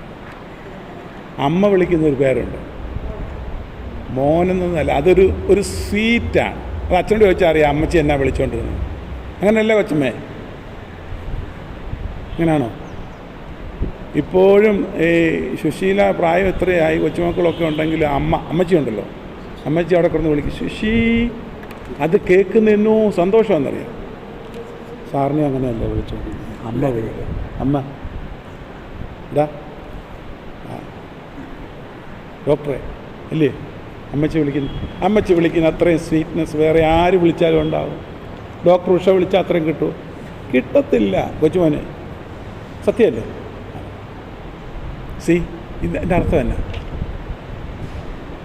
നമ്മൾ ജനിക്കുന്നതിന് മുൻപേ ആനി എന്ന പേര് ദൈവത്തിൻ്റെ മനസ്സിലുണ്ട്. അതാ യു ആർ ഐഡൻറ്റിഫൈഡ്. ഇതാ ഞാൻ ചില പ്രസംഗിക്കാൻ പറയും, each and every person has their own space. കൗംഭാഗത്ത് നിനക്കൊരു സ്പേസ് ഉണ്ട്. I have a space in കൗംഭാഗം. അത് മറ്റാർക്കും ഫില്ല് ചെയ്യാൻ പറ്റത്തില്ല. നമ്മൾ തിരിച്ചറിഞ്ഞ് അത് ഫില്ല് ചെയ്യണം. നമ്മൾ അതിൽ കൂടെ നമുക്ക് ചിലത് ചെയ്യാനുള്ളത് നമ്മൾ ചെയ്തിരിക്കണം. അപ്പോൾ ഈ സ്പേസ് തിരിച്ചറിഞ്ഞ് ഉടമസ്ഥനിൽ വിധേയപ്പെട്ട് സമർപ്പിച്ച് ഹിതത്തിനൊത്ത് വർത്തിക്കുക എന്നുള്ളതാണ് നമ്മിൽ കൂടെ ദൈവം പ്രതീക്ഷിക്കുന്നത്. നമ്മളിങ്ങനെ പോയി കഴിഞ്ഞാൽ 2-ാം അധ്യായം ഇന്നും തീരത്തില്ല. 2-ാം അധ്യായം ഇന്ന് തീർക്കണമെന്നാണ് എൻ്റെ മനസ്സിൽ കൂടെ ഉള്ള ധാരണ. അല്ലെങ്കിൽ ഒരു വർഷം കഴിഞ്ഞാലും നമ്മുടെ ഈ ധ്യാനം അവസാനിക്കത്തില്ല. അതുകൊണ്ട് നമ്മൾ ആ വിഷയത്തിലേക്ക് വരാം. 42-ാം വാക്യം. കാൽവിരൽ പാതി ഇരുമ്പും പാതി കളിമണ്ണും കൊണ്ടായിരിക്കുന്നത് പോലെ രാജ്യത്വം ഒട്ട് ബലമുള്ളത് ഒട്ട് ഉടഞ്ഞു പോകാത്തതുമായിരിക്കും. അതായത് ഈ ഒടിഞ്ഞു പോകുന്നതായിരിക്കും. ഈ കാലഘട്ടത്തിലെ ഭരണക്രമത്തെക്കുറിച്ചുള്ള ഒരു വിശദീകരണമാണ്. ഈ ഭരണ സംവിധാനം നിലവിൽ വരുന്നതിന് എത്രയോ വർഷങ്ങൾക്ക് മുൻപാണ് ദൈവത്തിൻ്റെ മനസ്സിൽ ഈ ഭരണ സംവിധാനം ഉണ്ടായിരുന്നു എന്ന് പറഞ്ഞാൽ പിണറായി വിജയൻ ഇവിടുത്തെ മുഖ്യമന്ത്രിയാണെന്ന് ഉണ്ടായിരുന്നെന്ന് നമുക്ക് വിശ്വസിക്കാൻ ബുദ്ധിമുട്ടാണ്. പക്ഷേ ഇത് ദൈവികമാണെങ്കിൽ അങ്ങനെ ഉണ്ടോ? യെസ്. ഒട്ട് ബലമുള്ളതും ഒട്ട് ബലമില്ലാത്തതുമായിരിക്കും. അതാര് കണ്ടു? സ്വർഗത്തിലെ ദൈവം കണ്ടു. ആർക്ക് വെളിപ്പെടുത്തി? ഒരു ചെറിയ വലിയ കാര്യം വല്ലതും അറിയാവുന്ന മനുഷ്യനാണ്. 19 വയസ്സോ 20 വയസ്സോ അതിൻ്റെ പ്രായമുള്ളൂ. ഒരു ചെറിയ മനുഷ്യനെ വെളിപ്പെടുത്തി. ദൈവീകത ഇന്ന വിധത്തിലേ വരാവൂ, ഇന്നിടത്ത് നിന്നേ വരാവൂ എന്ന് ശഠിക്കുന്ന ചില ആളുകളുണ്ട്. ദൈവം തനിക്ക് ബോധിച്ചവരെ തൻ്റെ നാമത്തിൻ്റെ മഹത്വത്തിന് വേണ്ടി തനിക്കിഷ്ടമുള്ള വിധത്തിൽ ഇഷ്ടമുള്ള ഇടത്ത് ഇഷ്ടമുള്ള സമയത്ത് അവൻ ഉപയോഗിക്കും. അതാർക്കും തടസ്സപ്പെടുത്താനായിട്ട് സാധിക്കത്തില്ല. അത് ഞാനാണെങ്കിൽ എന്നെ അങ്ങനെ ആ വിധത്തിൽ അവിടെ ദൈവത്തിന് ഉപയോഗിക്കാൻ ഞാൻ ഏൽപ്പിച്ചു കൊടുക്കലാണ് എന്നെ സംബന്ധിച്ച് ആവശ്യമായിരിക്കുന്നത്. സമ്പൂർണമായ വിധേയത്വവും സമർപ്പണവും ദൈവത്തിൻ്റെ പക്കൽ നമുക്കുണ്ടാകുമ്പോൾ നമ്മളെ അതിശയകരമായി ദൈവം ഉപയോഗിക്കുമെന്നുള്ളതിൽ 2 പക്ഷമില്ല. അടുത്തത്, ഈ രാജാക്കന്മാരുടെ കാലത്ത് 44-ാം വാക്യം. ഈ രാജാക്കന്മാരുടെ കാലത്ത് സ്വർഗസ്ഥനായ ദൈവം ഒരിക്കലും നശിച്ചു പോകാത്ത ഒരു രാജ്യത്വം സ്ഥാപിക്കും. ആ രാജ്യത്വം വേറെ ഒരു ജാതിക്കും ഏൽപ്പിക്കപ്പെടുകയില്ല. അത് ലോകരാജ്യത്വങ്ങളെ ഒക്കെയും തകർത്ത് നശിപ്പിക്കുകയും എന്നേക്കും നിലനിൽക്കുകയും ചെയ്യും. അതായത് ഈ ഭരണ സംവിധാനത്തിൻ്റെ അവസാനത്തിൽ സംഭവിക്കാൻ പോകുന്ന ഒരു ഭരണമാറ്റത്തെക്കുറിച്ചാണ് ഇവിടെ പ്രതിപാദിക്കുന്നത്. അതായത് ജനായത്ത സംവിധാനം, ജനായത്ത ഭരണം, ഡെമോക്രസി നിലവിലിരിക്കുന്ന കാലത്തിൻ്റെ അന്ത്യത്തിൽ കാൽ 5 5 10 വിരലല്ലേ, 10 വിരൽ ആയിരിക്കുന്നത് പോലെ ഒരു ദശരാഷ്ട്ര സഖ്യം ഈ ലോകത്തിൽ നിലവിൽ വരാനുള്ള സാധ്യതയാണ്. ഈ ജനായത്ത സംവിധാനത്തിൻ്റെ അവസാനത്തിൽ മറ്റൊരുവൻ ഈ ലോകത്തിൻ്റെ ഭരണത്തെ ഏറ്റെടുക്കാനുള്ള സാധ്യതയുണ്ട്. വേദപുസ്തകത്തിൽ അതിന് സൂചന നൽകുന്ന എതിർ ക്രിസ്തു, അന്തിക്രിസ്തു എന്നൊക്കെ ചിലർ പറയും, പക്ഷേ ആൻറ്റി ക്രൈസ്റ്റ്, എതിർ ക്രിസ്തു എന്നാണ് അതിന് നന്നായി വിശേഷിപ്പിക്കാവുന്ന പദം. അതിനുവേണ്ടി ലോകം ഇങ്ങനെ ഒറ്റുനോക്കിക്കൊണ്ടിരിക്കുകയാണ്. യൂറോപ്യൻ യൂണിയൻ്റെ സംഘാടകരിൽ ഒരുവനായിരിക്കുന്ന ഹെൻറി സ്പാങ്ക് ഒരിക്കൽ പറഞ്ഞതായിരിക്കുന്ന ഒരു പ്രസ്താവനയാണ്. യൂറോപ്യൻ യൂണിയൻ്റെ സംഘാടകരിൽ ഒരുവനായിരുന്ന ഹെൻറി സ്പാങ്ക് അദ്ദേഹം പറഞ്ഞു, we don't want any more committees, we want a man who can lead us into a peaceful living, whether he is a man or whomsoever. We would like to get a man who can lead us into peaceful living. ഞങ്ങൾക്ക് കമ്മിറ്റികളൊന്നും ഇനിയും വേണ്ട, പിന്നെ ഞങ്ങളെ സമാധാനപരമായി നിയന്ത്രിക്കാൻ കഴിയുന്ന ഒരു മനുഷ്യനെയാണ് ആവശ്യം. So the world is looking for a universal leader. പോപ്പാന്ന് ഞാൻ പറയുന്നില്ല, അങ്ങനെയൊക്കെ പറയുന്ന ആളുകളുണ്ട്, അതെനിക്ക് പറയാനുള്ള അവകാശമില്ല. Universal leader.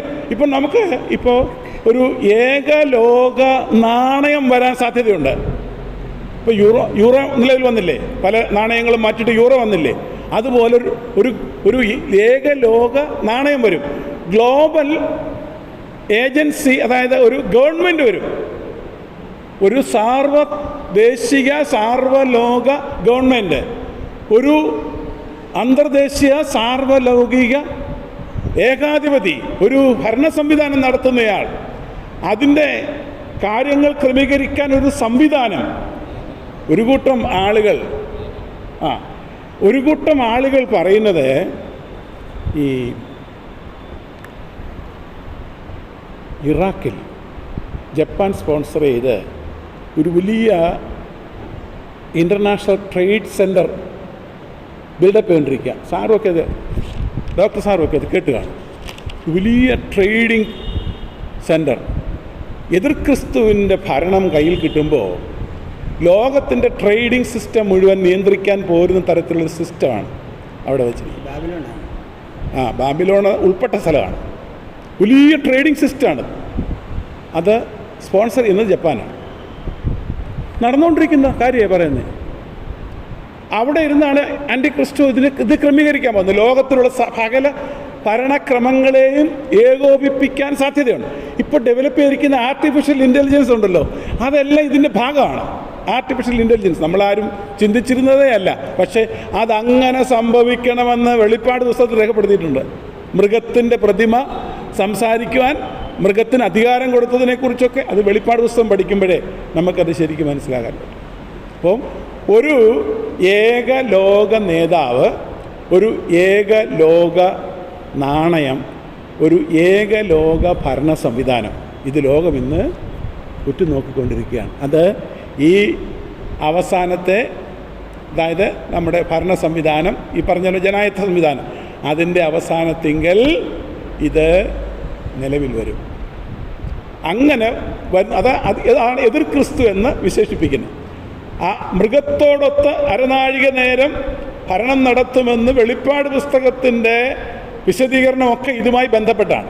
ഈ ദാനിയേൽ പ്രവചനവും വെളിപ്പാട് പുസ്തകവും കമ്പൈൻ ചെയ്ത് പഠിച്ചെങ്കിൽ ഇത് മനസ്സിലാക്കാൻ പറ്റും. ഞാൻ ഇവിടെ തന്നെ നിൽക്കാൻ ഉദ്ദേശിക്കുന്നത് കൊണ്ട് നിങ്ങളെ ഒരു കൺഫ്യൂഷനിലേക്ക് കൊണ്ടുപോകാൻ ശ്രമിക്കുന്നില്ല. അപ്പോൾ ഞാൻ പറഞ്ഞതിൻ്റെ അർത്ഥം മനസ്സിലായോ?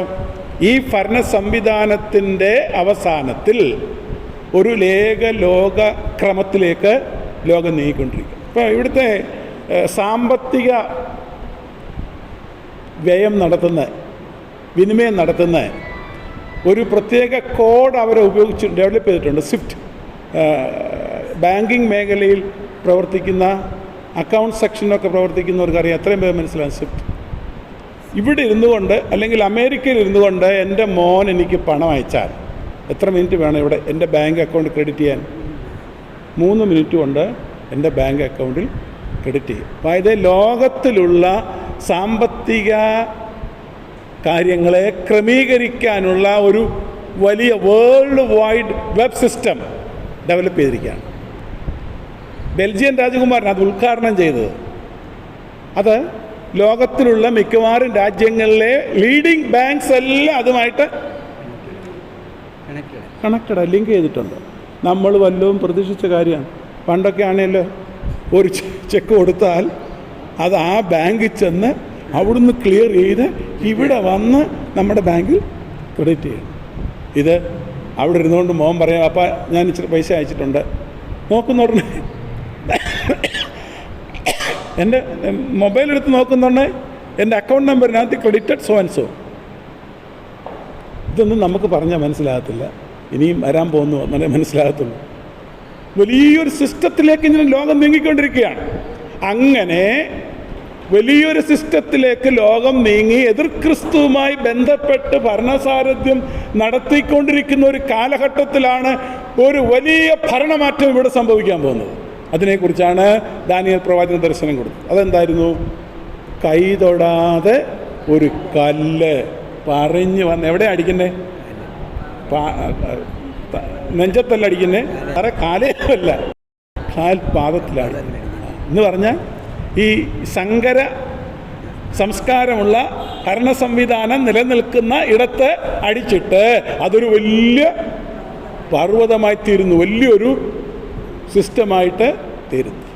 ഇതാരെ കുറിക്കുന്നതാണ്? ഞാൻ സൂചന കഴിഞ്ഞ പ്രാവശ്യം തന്നതായിരുന്നു തന്നെ എൻ്റെ ഓർമ്മ അല്ലേ? കഴിഞ്ഞ പ്രാവശ്യം ഞാൻ തന്നതായിരുന്നു. ആരെ കുറിക്കുന്നതാണിത്? നമ്മുടെ കർത്താവായ യേശുക്രിസ്തുവിനെ കുറിക്കുന്നതായ കാര്യമാണ്. 1 കൊരിന്ത്യർ 10-ാം അധ്യായത്തിൻ്റെ 4-ാമത്തെ വാക്യം എന്താണ്? 1 കൊരിന്ത്യർ 10-ാം അധ്യായത്തിൻ്റെ 4-ാമത്തെ വാക്യം നോക്കാതെ പറയരുതല്ലോ. ആ പാറ ക്രിസ്തു ആയിരുന്നു. ആ പാറ ക്രിസ്തു ആയിരുന്നു. എന്താണ് അവിടുത്തെ വിശദീകരണം? സഹോദരന്മാരെ, നമ്മുടെ പിതാക്കന്മാർ മേഘത്തിന് കീഴിലായിരുന്നു. അവർ മരുഭൂമിയിൽ കൂടെ പോയി അവർ അനുഗമിച്ച ആത്മീക പാറയിൽ നിന്നല്ലോ അവർ കുടിച്ചത്. ആ പാറ ക്രിസ്തുവായിരുന്നു. ഇതെന്തിനെ സാധൂകരിക്കുന്ന, എന്തിനെ ഓർപ്പിക്കുന്നതാ? എന്തിനെ ഓർപ്പിക്കുന്നതാ? മരുഭൂയാത്രയിൽ ഇസ്രായേൽ ജനം വെള്ളം കിട്ടാതെ വിഷമിച്ച സന്ദർഭത്തിൽ പാറയടിച്ചു. നമ്മളെല്ലാം പറയുന്ന പാറയടിച്ച് വെള്ളം വന്നതാണ്. പക്ഷെ അത് ഞാൻ കറക്റ്റ് ചെയ്തായിരുന്നു കഴിഞ്ഞ പ്രാവശ്യം, ഓർക്കുന്നുണ്ടോ? അടിക്കുകയായിരുന്നു സുശീലേ. ഞാൻ അടിച്ച കാര്യമാണ് ചോദിച്ചേ. അതിന് ഞാനൊരു ക്ലാരിഫിക്കേഷൻ തന്നായിരുന്നു. അതെന്തായിരുന്നു? ഇപ്പോൾ ഈ ഓർമ്മയില്ല. അതല്ല, ഈ പാറയടിച്ച കാര്യമാണ്, മറന്നുപോയി. കാതലായൊരു കാര്യം അവിടെ ഉണ്ട്, നിങ്ങൾ പോയി കണ്ടുപിടിച്ചോണം. പുറപ്പാട് പുസ്തകത്തിലാണ്. നാളെ ഞാൻ ഹോറേബിൽ പാറയുടെ മേൽ നിൽക്കും. ഞാൻ പറഞ്ഞാന്നോ? എന്തെല്ലാം പറഞ്ഞാൽ എന്നാ സാറേ കാര്യം? നമ്മൾ പാറ അടി കൊണ്ടെന്നാണ് പറയുന്നത്. അടി കൊണ്ടത് ആരാ? നാളെ ഞാൻ ഹോറേബിൽ പാറയുടെ മേൽ നിൽക്കും, അന്നേരം അടിക്കണം. ഇപ്പോൾ അടി നടക്കുന്നുണ്ട്, പക്ഷേ അദ്ദേഹം അവിടെ ഇല്ല, വെള്ളവും കിട്ടത്തില്ല. എന്നാ അടിയാണെന്നറിയോ? കാട് കയറി പോകണ്ട, വിഷയത്തിൽ നിൽക്കുക. ഞാനിപ്പോൾ പറയുന്നത് പാറയെക്കുറിച്ചാണ്. എപ്പോഴാണ് പാറ അടിച്ചത്? ഞാൻ ഹോറേബിൽ പാറയുടെ മേൽ. പാറയ്ക്ക് വലിയ കഴിവും ശക്തിയൊന്നും ഇല്ലെന്നേ പറഞ്ഞ് മനസ്സിലായോ? അത് ഞാൻ പറയത്തില്ല, കണ്ടുപിടിച്ചാൽ മതി. ഇത് 100 വർഷം ആകാൻ പോവുക, പറയത്തില്ല, കണ്ടുപിടിച്ചാൽ മതി. കഴിഞ്ഞ ദിവസം ഒരു നിങ്ങൾക്കൊരു ടെസ്റ്റ് ചെയ്യാൻ തന്നായിരുന്നു, ഓർമ്മയുണ്ടോ? ആരെങ്കിലും ഓർക്കുന്നുണ്ടോ? ഉച്ചോനെ, ഇസ്രായേൽ ഗോത്രം 12 ന്യായം വിധിക്കുന്ന കാര്യത്തെക്കുറിച്ചോ അതുണ്ടോന്ന് എങ്ങോട്ട് ഇറങ്ങിയാൽ പറ്റൂ? അപ്പോസ്തലൻ. പിന്നെ നമ്മളാരാ? എന്നാൽ പിന്നെ നമുക്ക് അടുത്ത ആഴ്ച മുതൽ വേണ്ടെന്ന് അല്ലേ? ഈ പറഞ്ഞ എല്ലാ അപ്പോസ്തലന്മാരല്ലേ പറഞ്ഞ്, എൻ്റെ സമാധാനം ഞാൻ നിങ്ങൾക്ക് തന്നേച്ചു പോകുന്നു. അപ്പം നമ്മളോടൊന്നും അല്ലല്ലോ. ആണോ അതിന്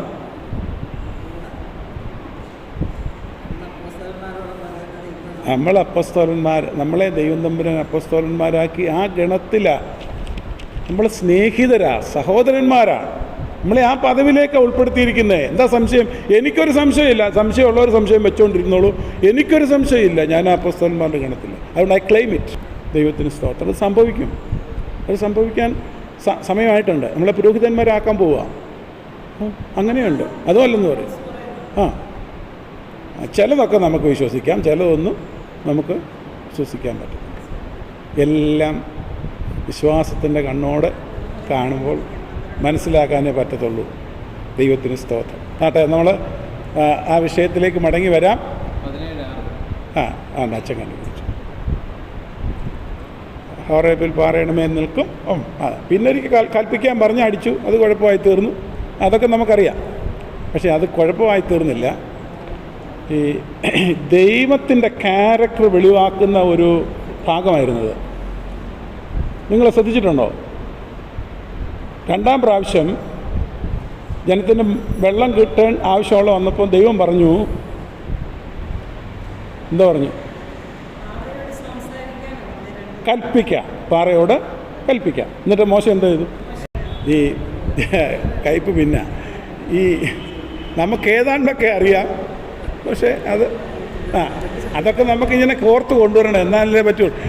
എന്നാലും നിങ്ങൾ അവിടുത്തെ ഒരു പാഠം എന്താണ്? ദൈവത്തിൻ്റെ ഒരു ക്യാരക്ടർ നോക്കിയേ. അവിടെ അന്നേരം എന്തോ ആവശ്യമായിരിക്കുന്നേ? വെള്ളം ആവശ്യം. ആർക്കാ ആവശ്യം വെള്ളം? അങ്ങനെ പറഞ്ഞാൽ പോരാ. എൻ്റെ ജനമെന്ന് ദൈവം പറഞ്ഞ ആളുകളവിടെ. അപ്പം അവർക്ക് പ്രൊവിഷൻ ആരുടെ ജോലിയാ? ദൈവത്തിൻ്റെ ജോലിയാ. ഇത് തടയാൻ ശ്രമിച്ചതാരാ? ഒരു വ്യക്തിയാണ്. അതാരാണ്? മോശ. അതിൻ്റെ കോൺസിക്വൻസ് അങ്ങോട്ട് വിട്ടേച്ച് അവിടെ എന്തോ ആണോ ആവശ്യമായിരിക്കണം, അത് ദൈവം അവർക്ക് കൊടുത്തു. അതാണ് ദൈവം. നമ്മളാണ് ചെയ്യത്തില്ല. ദൈവത്തിൻ്റെ ക്യാരക്ടർ അതാണ്. അനുസരണക്കേടത്തും കാണിച്ചു. പക്ഷേ എന്നിട്ടും ദൈവത്തിന് തൻ്റെ ജനത്തോടുള്ള സ്നേഹവും കരുതലും. ഒരു വെള്ളം കുടിക്കണം, അവർ നശിച്ചു പോകരുത്. ഞാനാ അവരെ കൊണ്ടുവന്നത്, ഞാനാ അവരുടെ ഉടമസ്ഥൻ. അങ്ങനെ അതിന് മോശയെ കുറ്റപ്പെടുത്താനാവുമോ എന്നതാണ് ചോദ്യം. എന്തുകൊണ്ടാണ് ഈ നിസ്സാര കാര്യത്തിന് മോശയുമായിട്ട് ഇടപെട്ടാൻ കാര്യം? അത് അങ്ങോട്ട് കയറാതിരിക്കത്തക്കവണ്ണം അത് ബ്ലോക്ക് ചെയ്ത് എന്താ കാരണം? വായി മോശയെ കുറ്റപ്പെടുത്താൻ പറ്റുകയെന്ന് പറഞ്ഞല്ലോ. ഈ ഒരു ചെറിയ കാര്യത്തിന് കനാൻ നഷ്ടമായി. എന്തുകൊണ്ട്? എന്തുകൊണ്ട്?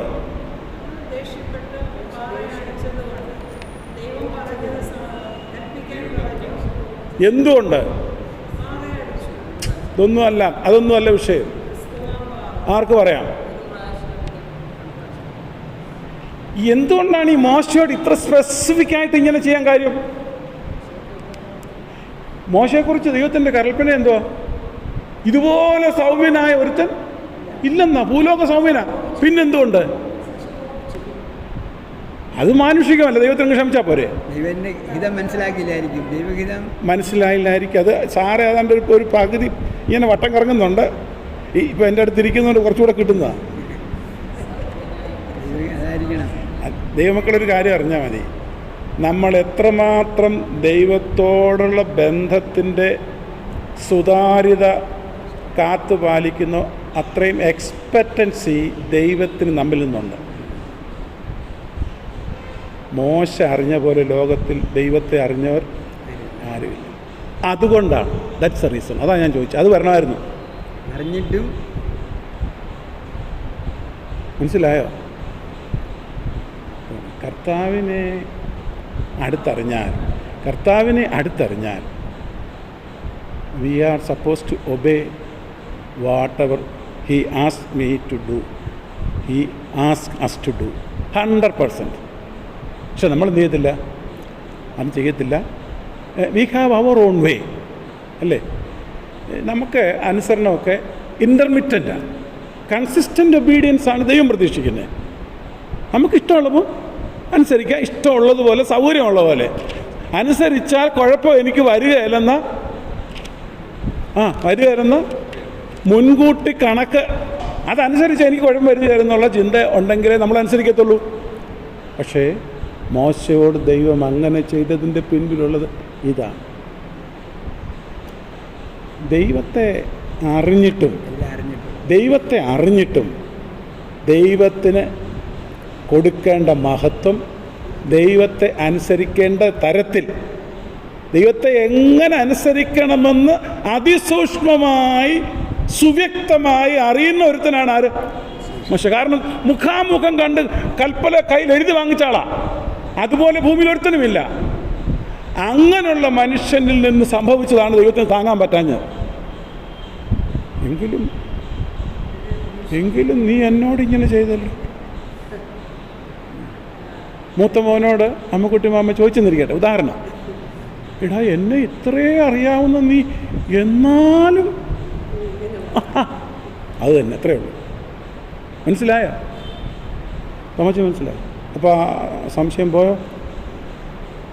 ഇങ്ങനിടയ്ക്ക് സംശയം ഉണ്ടായിക്കോ, എനിക്കറിയാവുന്ന ഞാൻ പറഞ്ഞത്, അല്ലേ ബാക്കി അച്ഛനെടുത്ത് പോകും. മനസ്സിലായല്ലോ? ഇത് ക്ലിയർ ആയില്ല. ഇനിയും നമ്മൾ കാതലായ വിഷയത്തിലേക്ക് വരിക.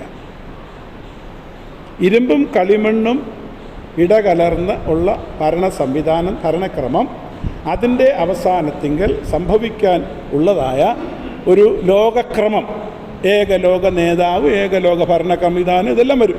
ഇപ്പോൾ യൂറോപ്യൻ കോമൺ മാർക്കറ്റ് ആണെങ്കിൽ ഇവരെ തുടങ്ങിയപ്പോൾ ഏകദേശം 13 രാഷ്ട്രങ്ങളുള്ള സംഘടനയായിരുന്നു. 24 രാഷ്ട്രങ്ങളുള്ള ഒരു സംഘടനയായിട്ട് ഇപ്പം നിന്നു. അവർക്ക് ഫോഴ്സ് ഉണ്ട്, യൂറോ ഫോഴ്സ് ഉണ്ട്, അവർക്ക് യൂറോ നാണയമുണ്ട്.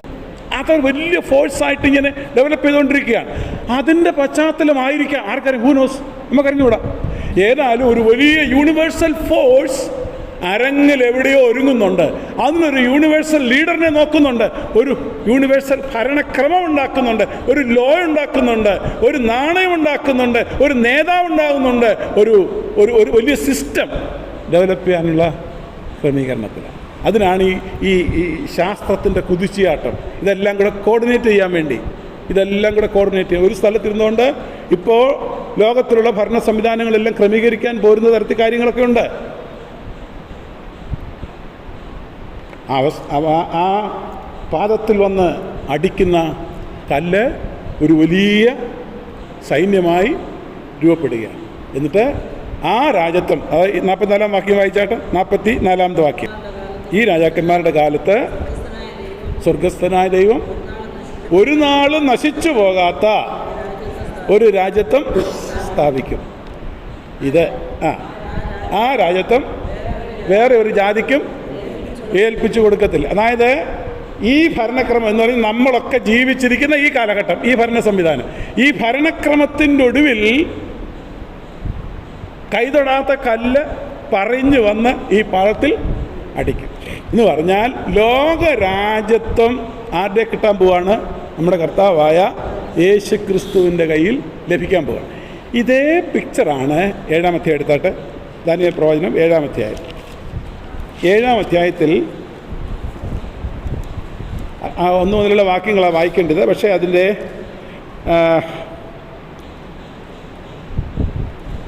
13 വാക്യം, രാത്രി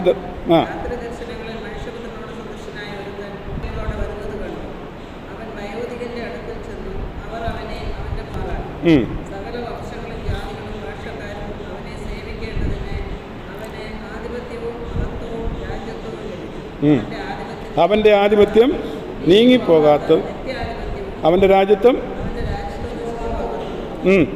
ഇനി അടുത്ത 17-ാമത്തെ വാക്യം. ആ 4 മഹാമൃഗങ്ങൾ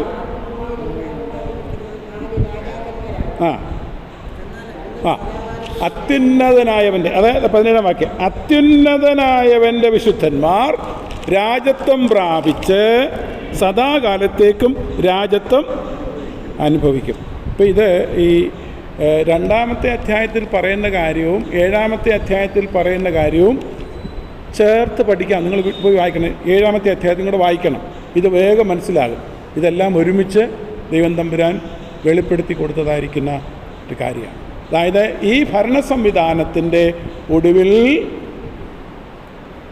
രാജത്വം ആരേറ്റെടുക്കും? ദൈവം ഏറ്റെടുക്കും. രാജത്വം ദൈവം ഏറ്റെടുക്കും. വെളിപ്പാട് പുസ്തകം 19 അധ്യായം. വെളിപ്പാട് പുസ്തകം 19 അധ്യായം മുതലുള്ള വാക്യങ്ങളാണെന്ന് എൻ്റെ തോന്നുന്നു. ഒന്ന് വായിച്ചേ.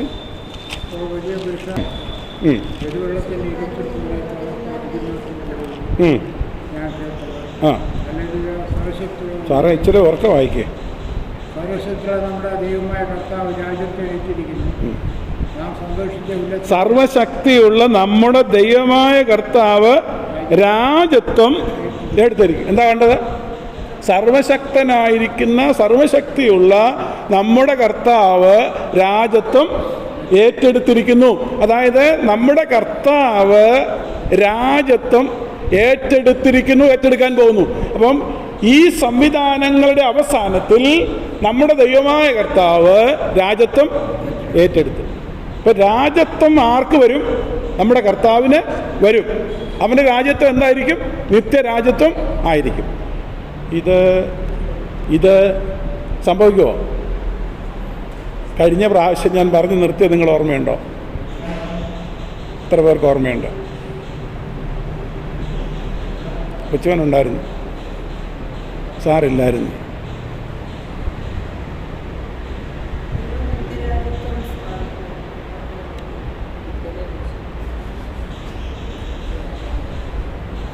ലൂക്കോസിൻ്റെ സുവിശേഷം 1-ാം അധ്യായത്തിൻ്റെ 31 മുതൽ 33 വരെയുള്ള വാക്യങ്ങൾ വായിച്ചിട്ട് ആ ഭാഗമാണ് ഞാൻ പറഞ്ഞ് അവസാനിപ്പിച്ചത്. ഇന്ന് ഇപ്പോൾ അവിടെ കണ്ട് അവസാനിപ്പിക്കാനേ നോക്കുന്നു. എന്താ അവിടെ പറഞ്ഞിരിക്കുന്നത്? 7 കാര്യങ്ങൾ യേശുക്രിസ്തുവിൻ്റെ ലോകത്തിലേക്കുള്ള പ്രഥമ ആഗമന സമയത്ത് ദൂതനെ കൊണ്ട് പറയിപ്പിച്ചു. 7 കാര്യങ്ങൾ പറയിപ്പിച്ചു ഗബ്രിയേൽ മാലാഖയെ കൊണ്ട്. അതിൽ 4 ആശ്ചര്യമായി നിറവേറിയോ? നിറവേറിയോ? നിങ്ങൾ ഉറങ്ങാൻ തുടങ്ങിയോ? 7 കാര്യങ്ങൾ നിറവേറി. എന്തൊക്കെ? 1, കന്യക ഗർഭിണിയായ മകനെ പ്രസവിക്കും. 2, അവൻ യേശു എന്ന് പറയണം. പിന്നെ അവൻ വലിയവനാകും, അത്യുന്നതന്റെ പുത്രനെന്ന് വിളിക്കപ്പെടും. അടുത്തത് കൊടുത്തോ? ഇല്ല, കൊടുത്തില്ല. പിന്നെ രാജാവായിരിക്കും. 3, അവൻ 4 ആശ്ചര്യമായി നടന്നോ? നടന്നു. ചിലർ പറയും ആശ്ചര്യം അല്ലെന്ന് പറയും. എന്നാലും 4 കാര്യങ്ങൾ ആശ്ചര്യമായി നടന്നു. ഇനിയും ബാക്കി 3 കാര്യങ്ങളും ആശ്ചര്യമായി തന്നെ നടക്കും. അതിൽ അടുത്ത് സംഭവിക്കാനുള്ളതാണ് ഇപ്പോൾ നമ്മൾ പറഞ്ഞുകൊണ്ടിരിക്കുന്നത്. രാജത്വം ആരേറ്റെടുക്കും? യേശു കർത്താവ് ഏറ്റെടുക്കും. അവൻ ദാവീദിൻ്റെ സിംഹാസനത്തിൽ ഇരിക്കും എന്നത് ആശ്ചര്യമായി നടക്കും. അതായത് സഹസ്രാബ്ദ വാഴ്ച സംഭവിക്കും ഈ ഭൂമിയിൽ. കർത്താവ് തൻ്റെ വിശുദ്ധന്മാരുമായി ഈ ഭൂമിയിൽ 1000 ആണ്ട് വാഴും. പലർക്കും വിശ്വാസമില്ല, പക്ഷെ ഞാൻ വിശ്വസിക്കുന്നു. ദാവീദിൻ്റെ സിംഹാസനത്തിൽ അവൻ ഇരിക്കും. അപ്പം നിങ്ങൾ ചോദിക്കും ദാവീദിൻ്റെ കസേര അവിടെ ഉണ്ടോയെന്ന്. അതൊന്നും എന്നോട് ചോദിക്കേണ്ട. ദാവീദിൻ്റെ സിംഹാസനമുണ്ട്. അവർ പറയുന്നത് ഉണ്ടെന്നാണ് പറയുന്നത്. ആരാ? അവർ പറയുന്നത് ഉണ്ടെന്നാണ് പറയുന്നത്. സമാഗമന കൂടാരത്തിൻ്റെ പ്രധാന സ്ഥലത്ത് ഉണ്ടായിരുന്ന സാക്ഷ്യപ്പെട്ടവില്ലേ, അതുണ്ടെന്നാണ് പറയുന്നത്. അവർ പറയുന്നത് ഉണ്ടെന്നാ. അവർ കണ്ടുപിടിച്ച സ്ഥാനം തന്നെ മിണ്ടത്തില്ല. ഉണ്ടെന്നാണ് അവർ പറയുന്നത്. നമുക്ക് തന്നെ അറിയാം. ഇതൊക്കെ സംഭവം. അഹരോന് തളർത്ത വടിയൊക്കെ അതിനകത്തുണ്ട്. മന്നായിട്ട് വെച്ച് പൊൻപാത്രമെല്ലാം അതിനകത്തുണ്ട്. നമുക്ക് വല്ലതും പറയാൻ പറ്റുമോ? ഇതൊക്കെ നിഗൂഢ രഹസ്യങ്ങളാണ്. സ്വർഗം സൂക്ഷിച്ചു വച്ചിരിക്കുന്ന, സ്വർഗത്തിൻ്റെ അധികാരത്തിൽപ്പെട്ടിരിക്കുന്ന കാര്യം. ഒരു കാര്യം സത്യമാണ്, നമ്മുടെ ദൈവമായ കർത്താവ് ഈ ഭൂമിയിൽ വീണ്ടും തന്നെ വിശുദ്ധന്മാരുമായി 1000 ആണ്ട് വാഴും. സാത്താനെയും അവൻ്റെ കൂട്ടരെയും ബന്ധിച്ച് ചങ്ങലയിട്ട് അഗാധത്തിൽ തള്ളിയിട്ട ശേഷം കർത്താവ് തൻ്റെ വിശുദ്ധന്മാരുമായി ഈ ഭൂമിയിൽ 1000 ആണ്ട് വാഴും. അവൻ്റെ പിതാവായ ദാവീദിൻ്റെ സിംഹാസനം അവന് കൊടുക്കും. അവൻ യാക്കോബ് ഗൃഹത്തിന് എന്നേക്കും രാജാവായിരിക്കും, അവൻ്റെ രാജ്യത്വത്തിന് അവസാനം ഉണ്ടാകില്ല. അത് തന്നെ നമ്മളിപ്പോൾ വായിച്ചു. യാക്കോബ് ഗൃഹത്തിന് അതാ സഹസ്രാബ്ദ വർഷ കാലത്തെ കാര്യം പറയുന്നത്. പിന്നീട് നമ്മുടെ എല്ലാം നമ്മൾ മണവാട്ടിയൽ ഇനി എന്താ ആ ചോദിച്ചതിന് മറുപടിയും കൂടെ പറഞ്ഞു പോകാം. ചോദിച്ചില്ലായിരുന്നേ മിണ്ടണ്ടായിരുന്നു. നമ്മുടെ കാര്യത്തെക്കുറിച്ചല്ല ചോദിച്ചേ. നമ്മളാരാ?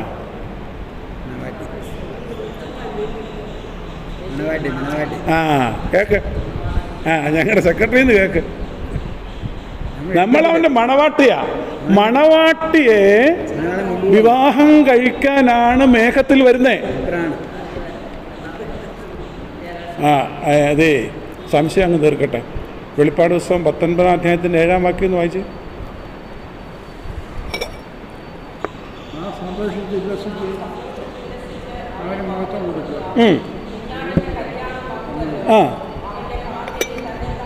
ഒരുക്കിയിരിക്കുന്നു, അവർക്ക് ശുദ്ധവും ശുഭ്രവുമായിരിക്കുന്നു, വിശേഷ വസ്ത്രം ധരിപ്പാൻ കൃപ ലഭിച്ചിരിക്കുന്നു. ആരാ കാന്തനാരാ?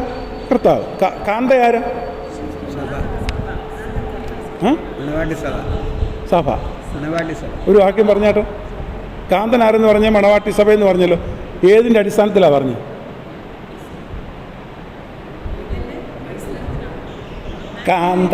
കാന്ത സഭയാന്ന് പറഞ്ഞു. ഏതിൻ്റെ അടിസ്ഥാനത്തിൽ? ആരെങ്കിലും ഓർക്കുന്നുണ്ടോ? ഇല്ലെങ്കിൽ 2 കോരിന്ത്യർ 11-ാം അധ്യായം 2-ാം വാക്യം. 2 കോരിന്ത്യൻസ് 11:2. ഞാൻ നിങ്ങളെക്കുറിച്ച്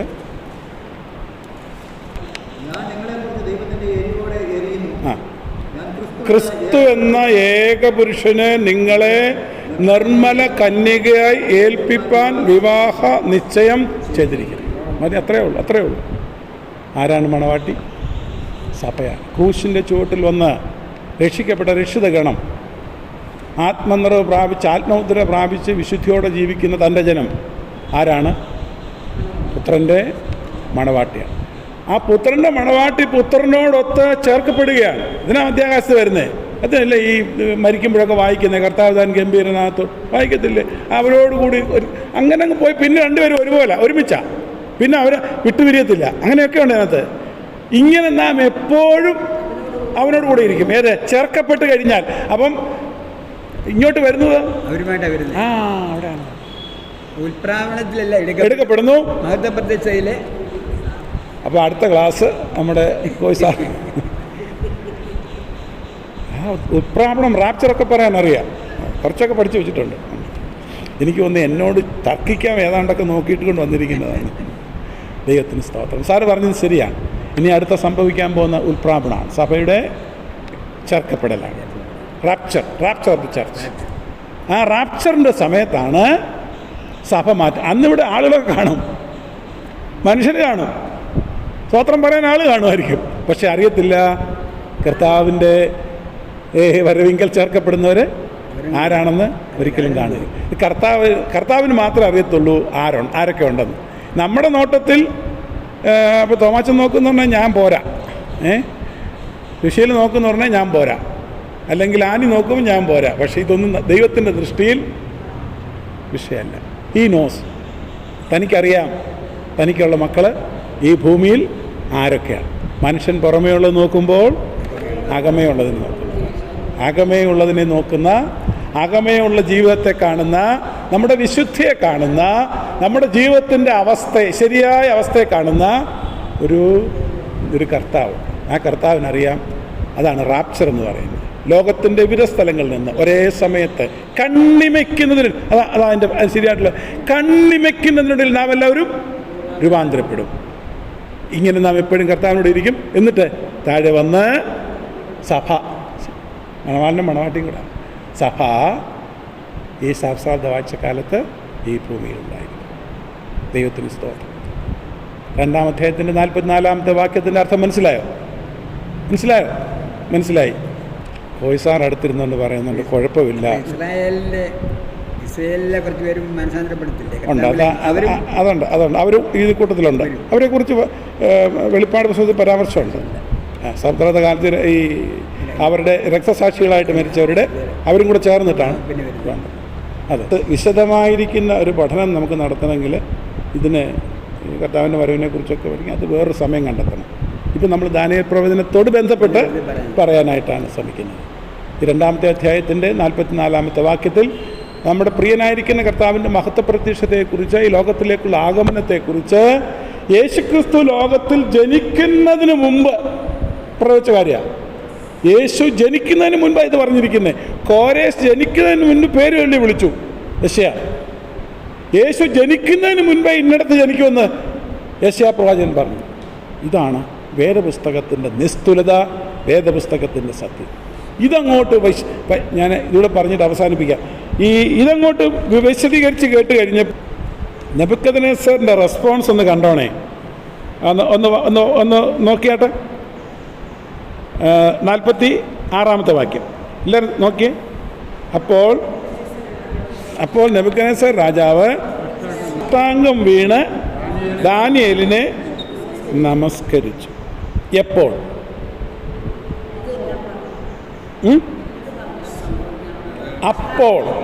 അപ്പോൾ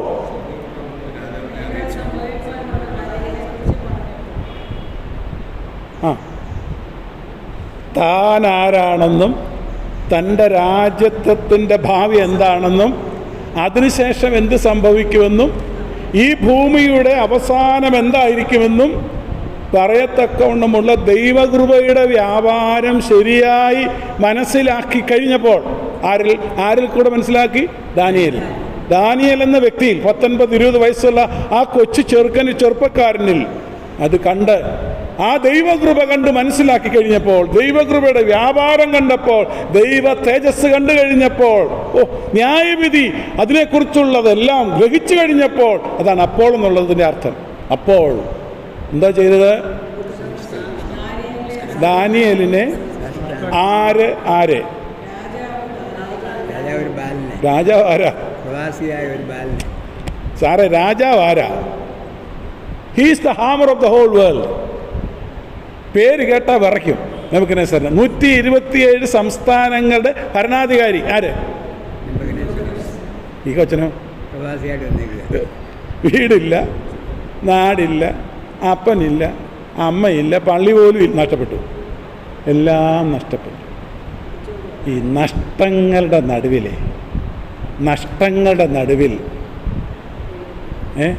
അവരുടെ ഉള്ളിൽ നഷ്ടപ്പെടാത്ത ഒന്ന് സൂക്ഷിച്ചിരുന്നു. നമുക്കെപ്പോഴും അത് ആവശ്യം. പലതും നമുക്ക് നഷ്ടപ്പെടും ഈ ലോകത്തിൽ. ആരോഗ്യം നഷ്ടപ്പെടും, സമ്പത്ത് നഷ്ടപ്പെടും, റെപ്യൂട്ടേഷൻ നഷ്ടപ്പെടും, കൂടാരും ഇല്ലെന്ന് വരും. എല്ലാം നഷ്ടപ്പെട്ടാലും നഷ്ടപ്പെടാതെ നമ്മുടെ ഉള്ളിൽ കാത്തു സൂക്ഷിക്കാവുന്ന ഒന്നുണ്ട്: ദൈവത്തിലുള്ള അചഞ്ചലമായ വിശ്വാസം. അത് തകർത്ത് കളയാൻ ഒരു മനുഷ്യനും ഒരു ശക്തിക്കും പാടില്ല. ഇതിനെ ഉദാഹരിക്കുന്ന മറ്റൊരു ഉദാഹരണം പറയാമോ? നിങ്ങളെല്ലാവരും എങ്ങനെയും പ്രാർത്ഥിച്ച് അവസാനിപ്പിക്കണമെന്ന് പറയുന്ന ഘട്ടത്തിലേക്ക് വരിക. അതുകൊണ്ടാണ് മിണ്ടാത്തത്. ഞാൻ വെളിപാടെന്ന് പറയല്ലേ, വെളിപ്പാട് അല്ല. ആർക്ക് പറയാം? ഞാൻ പറയുമ്പം പറയാം അങ്ങനെയാണെന്ന് പറയും. ഇയ്യോബ് ഒന്നും വേണ്ട. ഇയ്യോബ് 13-ാം അധ്യായത്തിൽ ഇയ്യോബിൻ്റെ ഒരു സ്റ്റേറ്റ്മെൻ്റ് ഉണ്ട്. ആർക്ക് പറയാം? അതല്ല ഞാൻ ഇയ്യോബിൻ്റെ കാര്യമാണ്. ഇയ്യോബിൻ്റെ കാര്യം. ഇയ്യോബിൻ്റെ പുസ്തകം 13-ാം അധ്യായത്തിൻ്റെ വാക്യമുണ്ട്. എത്ര പേർക്ക് പറയാം? നോക്കി പറഞ്ഞാലൊന്നും അതല്ല അത് 19-ാം അധ്യായത്തിലാണ്. 13-ാം അധ്യായത്തിലെ വാക്യം ഒരു പ്രധാനപ്പെട്ട വാക്യമുണ്ട്. 15-ാം വാക്യം. അതാ. എന്താ കുഞ്ഞ്, എന്തിനാടാ ശബ്ദം കുറച്ചത് നീ? നിന്റെ ഫുൾ വോള്യത്തിൽ ഇങ്ങോട്ട് വരട്ടെ. അവൻ എന്നെ കൊന്നാലും, ശരിക്കും പറ, അവൻ എന്നെ കൊന്നാലും ഞാൻ അവനെ തന്നെ. ഞാനതല്ലേ മുമ്പേ പറഞ്ഞേ. എല്ലാം നഷ്ടപ്പെട്ടു, സകലം. He lost everything. പിള്ളേർ നിരസിച്ചു, ഭാര്യ ത്യജിച്ചു കളഞ്ഞു, മക്കൾ പോയി, സമ്പത്ത് പോയി, പ്രൊഫഷനും പൊസിഷനും ഒന്നുമില്ല. He lost everything. Even then he lost everything. അദ്ദേഹത്തിന് ആകപ്പാടെ ഉണ്ടായിരുന്നത് എന്തായിരുന്നു? ദൈവത്തിലുള്ള അചഞ്ചലമായ വിശ്വാസം. അതാണ് ദൈവം കൺസിഡർ ചെയ്യുന്നത്. നമുക്ക് നമ്മുടെ ബിലോങ്ങിങ്സ് എന്താണെന്നുള്ളതല്ല ദൈവം നോക്കുന്നത്. അതൊക്കെ നാട്ടുകാർ നോക്കും, അച്ഛൻ നോക്കും, ഉപദേശി നോക്കും, തിരുമേനി നോക്കും. പക്ഷേ തമ്പുരാനാണ് നോക്കുന്നത് ഉള്ളങ്ങളെ നോക്കുക. ആ ഉള്ളം കൊണ്ടാണ് പറഞ്ഞേ, അവനെന്നെ കൊന്നാലും ഞാനവനെ, എന്താ പ്രഖ്യാപനത്തിൻ്റെ അർത്ഥം എന്നാ? ദൈവമുണ്ടെന്ന് സപ്പോർട്ട് ചെയ്യാൻ, ഞാൻ വിശ്വസിക്കാൻ, തെളിയിക്കാൻ എനിക്കൊന്നുമില്ല. I have nothing. ദൈവം ഉണ്ടെന്ന് സപ്പോർട്ടീവായി കയറാൻ എനിക്കൊന്നുമില്ല. But even then I am prepared to believe in God. He is living, he lives, he is there, he is a living God. അവൻ എന്നെ കൊന്നാലും ഞാൻ അവനെ തന്നെ കാത്തിരിക്കും. അമ്മക്കുട്ടി പറഞ്ഞ് 19-ാമത്തെ അധ്യായത്തിൽ എൻ്റെ ത്വക്കിങ്ങനെ നശിച്ച ശേഷം ഞാൻ ദേഹസഹിതനായി എൻ്റെ പ്രിയനെ കാണും, എൻ്റെ സ്വന്തം കണ്ണുകൊണ്ട് അവനെ കാണും. ഈ ദാനിയേലിൻ്റെ പുസ്തകത്തിൽ ദാനിയേലിൻ്റെ ഫെയ്ത്ത് അതായിരുന്നു. ഇത് കണ്ടു കഴിഞ്ഞപ്പോൾ ഈ ദാനിയേലിൻ്റെ ഈ അകത്തെ ഇന്നർ മാൻ ആരാണെന്ന് ആർക്കും മനസ്സിലാകില്ല, ദൈവത്തിന് മാത്രമേ മനസ്സിലാകത്തുള്ളൂ. ഇതങ്ങോട്ട് രാജാവിൻ്റെ പാലസിൻ്റെ ഉള്ളിൽ നിന്ന് വെളിപ്പെട്ട് കഴിഞ്ഞപ്പോൾ ആ സിംഹാസനത്തിൽ നിന്ന് 127 സംസ്ഥാനങ്ങളുടെ ഭരണസാരഥ്യം വഹിക്കുന്ന ശക്തനായിരിക്കുന്ന ഭരണാധികാരി സിംഹാസനത്തിൽ നിന്ന് എഴുന്നേറ്റ് 19 വയസ്സുള്ളവൻ്റെ കാൽക്കൽ വീണു. ഇതാണ് ദൈവം. ഈ ആരുടെ ദൈവമാണ്? ആരുടെ അകത്തിരിക്കുന്നവനാ വലുത്? സിംഹാസനത്തിലിരിക്കുന്ന രാജാവോ ദാനിയേലിനകത്തിരിക്കുന്ന ദൈവമോ? ദാനിയേലിനെ കണ്ടില്ല, ദാനിയേലിനകത്തിരിക്കുന്ന ദൈവത്തെ ആര് കണ്ടു? ഇത് തന്നെയാണ് യഥാർത്ഥ ഭക്തി. നമ്മുടെ വേൾഡ്ലി ബിലോങ്ങിങ്സ് ഒന്നുമല്ല നമ്മളാക്കുന്നത് ദൈവമക്കളെ. ഈ ചില സ്ഥലത്തൊക്കെ ചെല്ലുന്ന സന്ദർഭത്തിലേ ചില സാധുക്കളായിരിക്കുന്ന സഹോദരിമാർ ഈ പ്രാർത്ഥനയ്ക്കൊക്കെ വലിയ ആളുകളൊക്കെ ചെല്ലുന്ന അങ്ങോട്ടാണ്. സാധാരണക്കാരായിരിക്കുന്ന ആളുകൾ, ഒന്നുമില്ല, അവർക്ക് ചെറിയ വീടാണ്. പക്ഷേ മുട്ടിന്മേൽ നിന്നുള്ള പ്രാർത്ഥന, അയ്യോ, മുട്ടിന്മേൽ നിന്നുള്ള അവരുടെ പ്രാർത്ഥന, അവരുടെ കണ്ണുനീര്, അത് വളരെ പ്രഗത്ഭമാണ്, പ്രശസ്തമാണ്. എനിക്കൊത്തിരി അനുഭവങ്ങൾ അങ്ങനെ ഉണ്ടായിട്ടുണ്ട്. എല്ലാം ഞാൻ വിസ്തരിക്കാനായിട്ട് ആഗ്രഹിക്കുന്നില്ല. ഒരു സ്തോത്രം പറഞ്ഞാൽ അതിന് പ്രത്യേക ശക്തിയുണ്ട്. ഒരു ഹല്ലേലൂയ പറഞ്ഞാൽ അതിനുള്ള ശക്തിയുണ്ട്. അവരുടെ ബാഹ്യമായ ഒന്നുമല്ല, അവരുടെ ഉള്ളം കോൺസ്റ്റന്റ് കമ്പാനിയൻഷിപ്പ് ആരുമായിട്ട്? ദൈവമായിട്ട്. അതായിരുന്നു ആർക്കുണ്ടായിരുന്നത്? ദാനിയേലിനുണ്ടായിരുന്നു. വേറെ ഒന്നുമില്ല. ഞാൻ ഇന്ന് വൈകിട്ട് ദാനിയേലിനോട് ചോദിക്കാം. ഒരിടത്ത് നടന്ന ഒരു സംഭവത്തെ വേദപുസ്തകത്തിൻ്റെ കോമൺ പിക്ചറിൽ അതൊരു മാനദണ്ഡമാക്കാൻ ദൈവം ആഗ്രഹിക്കുന്നില്ല. ഒരു കുഷ്ഠരോഗിയെ സൗഖ്യമാക്കി, നാട്ടിലുള്ള സകല കുഷ്ഠരോഗികളെയും സൗഖ്യമാക്കിയെന്ന് വേദപുസ്തകത്തിലില്ല. ഉണ്ടോ? ഇല്ല. എന്ത്? ഒരു സംഭവത്തെ ഒരിടത്തൊരു പ്രത്യേക കാര്യം പഠിപ്പിക്കാൻ വേണ്ടി ദൈവാത്മാവ് അത് എംഫസൈസ് ചെയ്യുമ്പോൾ അതിനെ കോമണായിട്ട് അതൊരു ഒരു പ്രത്യേക സംവിധാനത്തിൻ്റെ കോമൺ ടോട്ടൽ പിക്ചറിൽ അതിനെ കാണാൻ ഒരിക്കലും പാടില്ല. സക്കായി മരത്തിന്മേൽ കയറിയിരുന്നപ്പോൾ അവനെ കണ്ടു, അവനെ വിളിച്ചിറക്കി. കർത്താവ് മരത്തെ കയറുന്നവനെല്ലാം കണ്ടുവച്ച് വിളിച്ചിറക്കുന്ന ഏർപ്പാടാണ് കർത്താവിന്.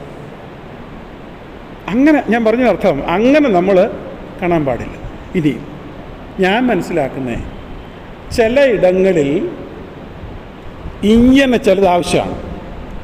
അതാർക്കറിയാം? ദൈവത്തിനും അറിയാം, ദൈവത്തിൻ്റെ ദാനിയേലിനും അറിയാം.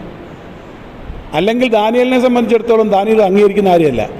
ഇവിടെ ഇത് ആവശ്യമാണെന്ന് ദൈവാത്മാവ് ഈ മനുഷ്യനോട് സംസാരിക്കത്തോടത്തോളം കാലം ദാനിയേൽ സമ്മതിക്കത്തില്ല. നിങ്ങൾ വിചാരിക്കുന്നുണ്ടോ ദാനിയേലിൻ്റെ സ്വന്തം ഇച്ഛപ്രകാരം ചെയ്തതാണെന്ന്? ഇങ്ങോട്ട് വഴങ്ങടാന്ന് പറഞ്ഞ് കാര്യം നീട്ടി കൊടുത്താന്നോ? നോ. അത് ആ കോണ്ടെക്സ്റ്റിൽ ആ രാജ്യത്ത് 127 സംസ്ഥാനങ്ങളിൽ ഇതാവശ്യമായിരുന്നു. ജീവിക്കുന്ന ഒരു ദൈവമുണ്ടെന്ന്, അത് ദാനിയേലിൻ്റെ ദൈവത്തെ യഥാർത്ഥമായി രാജാവ് പോലും നമസ്കരിക്കത്തക്ക തരത്തിൽ ഉന്നതമായിരിക്കുന്ന ശക്തിവിശേഷത്തിൻ്റെ ഉടമയാണ് ദാനിയേലിൻ്റെ ദൈവമെന്ന് അറിയണമെങ്കിൽ ഈ രാജാവ് പോലും വണങ്ങണം. രാജാവ് പോലും വണങ്ങാൻ പോരുന്ന ഒരു ദൈവമാണ് ആരുടെ ദൈവം? ദാനിയേലിൻ്റെ ദൈവം എന്ന് മനസ്സിലാക്കാം. അതെ, സംശയം എന്താ? അതെങ്ങനെ ദാനിയേലിന് വണങ്ങാൻ പറ്റുന്നത്? 19 വയസ്സുള്ള ഒരു ദാനിയേലിൻ്റെ ദൈവത്വത്തിൻ്റെ മുൻപിലുള്ള സാഷ്ടാംഗ പ്രണാമമാണ്. ഇതൊരു പരസ്യ പ്രഖ്യാപനമാണ്. ആരുടേത്? പിന്നീട് പുള്ളി ഡിക്ലെയർ ചെയ്യുന്നുണ്ട്, ഇതൊരു പോസ്റ്ററാണ്. ഈ ദൈവത്തെ ഞാൻ വീണ് നമസ്കരിക്കുന്നു, അതിന് യോഗ്യൻ നീയല്ല, നിൻ്റെ ദൈവമാണ് എന്ന് പറഞ്ഞ്, എന്നിട്ട് പിന്നെ ഒത്തിരി സ്ഥാനമാനങ്ങളും ഒക്കെ. ഇനിയും ഒരു മനുഷ്യനെ എപ്പോൾ എങ്ങനെ ഉയർത്തണമെന്ന് അവൻ്റെ ദൈവത്തിനറിയാം. ദൈവം അത് ചെയ്യും. അതിന് ദൈവത്തിൻ്റെ വഴിയുണ്ട്. ഇവിടെ ഇങ്ങനായിരുന്നു. എങ്ങനെ? ദാനിയേലിന്. ജോസഫിന് വേറൊരു തരത്തിലായിരുന്നു. ദാനിയേൽ പോയ വഴി കൂടെ അല്ല ജോസഫ് പോയത്. പാറ്റേൺ അല്ല. ഈ ദൈവത്തിൻ്റെ പ്രക്രിയക്ക് ഒന്നിനും നമ്മൾ അങ്ങനെ ശഠിക്കാൻ പാടില്ല. അത് ആ സമയത്തേക്ക് മാത്രം, അതൊരു കാര്യം എംഫസൈസ് ചെയ്യാൻ വേണ്ടി മാത്രം. രക്തസ്രാവമുള്ള സ്ത്രീ വന്ന് വസ്ത്രത്തിൻ്റെ തൊങ്ങൽ തൊട്ട് ദൈവത്തിന് പണി, അങ്ങനെ ഉള്ള അസുഖമുള്ളവരെല്ലാം സൗഖ്യമാക്കുന്ന പണിയുന്നു. അതാണോ അതിൻ്റെ അർത്ഥം? നോ. അത് ആ സമയം കൊണ്ട് അവസാനം തീർന്നു. അത് പിന്നെ റിപ്പീറ്റ് ചെയ്യുന്നേ ഇല്ല. 4 പേർ ഒരുത്തനെ ചുമന്നുകൊണ്ട് വന്നു. പിന്നെ ചരിത്രത്തിൽ അത് റിപ്പീറ്റ് ചെയ്തതിനെക്കുറിച്ച് റെക്കോർഡില്ല. ഉണ്ടോ? ഇല്ല. സിംഹത്തിൻ്റെ കൂട്ടിലിട്ടു, അവിടുന്ന് രക്ഷിച്ചു. പിന്നീട് സമാന സംഭവത്തിൻ്റെ റെപ്പറ്റീഷൻ ഈ വേദപുസ്തകത്തിലുണ്ടോ? ഇല്ല. അപ്പോൾ ഞാൻ പറഞ്ഞ് മനസ്സിലാവുന്നുണ്ടോ? ഒരു പ്രത്യേക ഈവൻ്റ് എടുത്ത് അത് അങ്ങനെ ശഠിക്കാനായിട്ട് പാടില്ല. ഇപ്പോൾ ഈ പ്രിയപ്പെട്ട സഹോദരി പറഞ്ഞതുകൊണ്ട് മോശ ഫറവോൻ്റെ കാര്യത്തെക്കുറിച്ച് ഡിസ്കസ് ചെയ്യുമ്പോൾ ദൈവം മോശയോടൊരു കാര്യം പറഞ്ഞു. ആരെങ്കിലും ഓർക്കുന്നുണ്ടോ? ഇതുമായിട്ട് ബന്ധപ്പെട്ട് ദൈവം ഒരു മനുഷ്യരുടെ മുൻപിൽ മാനിക്കുമ്പോൾ എങ്ങനെയൊക്കെയാണ് ഇവിടെ ഇപ്പോൾ ഇങ്ങനെ. മോശയുടെ വിഷയത്തിൽ ആരെങ്കിലും ഓർക്കുന്നുണ്ടോ? നോക്കാതെ പറയാം. കാതലായിരിക്കുന്ന വിഷയമാണ്. മറന്നുപോയി നമ്മളൊക്കെ. പുറപ്പാട് പുസ്തകം 7-ാം അധ്യായത്തിൻ്റെ 1-ാം വാക്യം നോക്കി. എന്താണ്?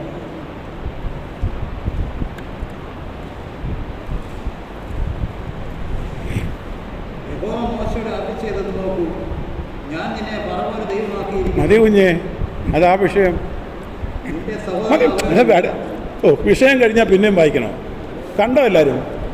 എന്തോ കണ്ടു? ഞാൻ നിന്നെ ഫറവോന് ജോസഫിനോട് പറഞ്ഞു. ജോസഫിന് അല്ല, അതെ, അതൊരു ഒരു പർട്ടിക്കുലർ ഈവൻ്റാണ്. അത് റിപ്പീറ്റ് ചെയ്യാൻ പാടില്ല. ഞാൻ പറഞ്ഞ മനസ്സിലായ? അതിൻ്റെ ദൈവമാക്കി. ജോസഫിൻ്റെ കാര്യത്തിലോ ഉൽപ്പത്തി പുസ്തകത്തിലാണ്. ഒരിക്കൽ പോലും വിചാരിച്ചില്ല ഇങ്ങനെ ഒരു അവസ്ഥയിലേക്ക് ജോസഫും തൻ്റെ മകനും തൻ്റെ പിതാവും എത്തിച്ചേരും. അങ്ങനെ എത്തിച്ചേർന്ന ശേഷം ഫറവോൻ്റെ അരമനയ്ക്കകത്ത് എന്നിട്ട് ഫറവോനെ അനുഗ്രഹിക്കത്തക്ക തരത്തിൽ യാക്കോബിനെ ദൈവം മാറ്റിയില്ലേ? മാറ്റി. ഒരിക്കലും വിശദീകരിക്കാനാവാത്ത തരത്തിൽ മകൻ ഉയർത്തപ്പെട്ടു. ഇങ്ങനെയൊക്കെയാണ് ദൈവത്തിൻ്റെ പ്രവൃത്തി. അതിന് ദൈവത്തിൻ്റെ പ്രവൃത്തി ഇങ്ങനെ ആകാവൂ എന്ന് നമുക്കൊരിക്കലും ശഠിക്കാനായിട്ട് പാടില്ല. എന്നാൽ ചിലയിടത്ത് തടഞ്ഞിട്ടുണ്ട്. അതാണ് സുശീല പറഞ്ഞ്. അപ്പോസ്തല പ്രവൃത്തികൾ 14-ാം അധ്യായത്തിൻ്റെ 8 മുതൽ 18 വരെയുള്ള വാക്യങ്ങളിൽ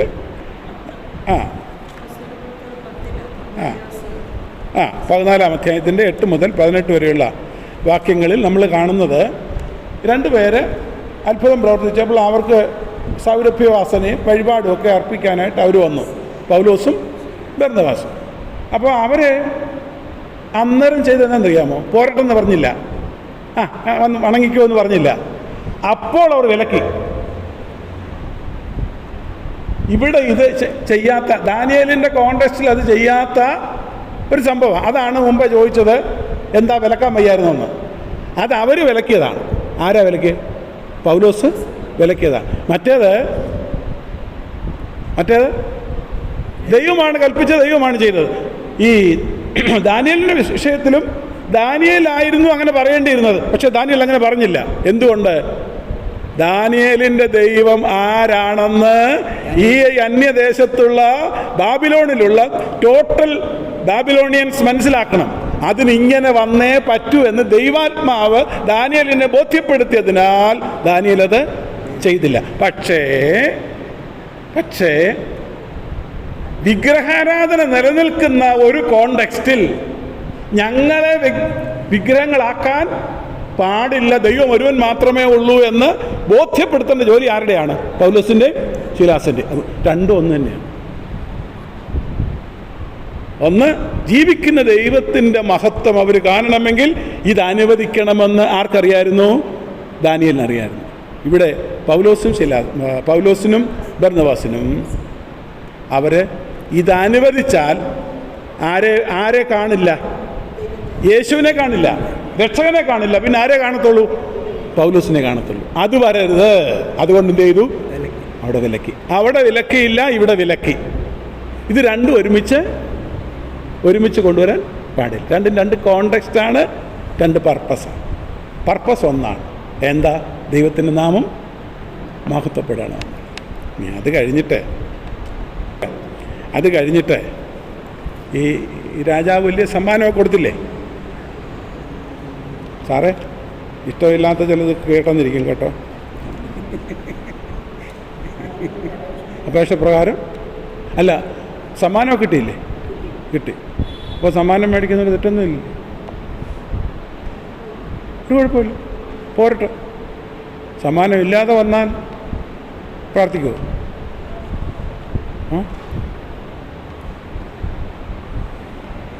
എന്താ അടുത്തിരിക്കുന്ന ആളിന് മനസ്സിലാകുന്നുണ്ട് കാര്യം. രാജാവ് ദാനിയേലിനെ മഹാനാക്കി അനേകം സമ്മാനങ്ങളും കൊടുത്തു. അവനെ ബാബേൽ സംസ്ഥാനത്തിനൊക്കെയും അധിപതിയും ബാബേലിലെ സകല വിദ്വാൻമാർക്കും പ്രധാന വിചാരകരും ആക്കി വെച്ചു.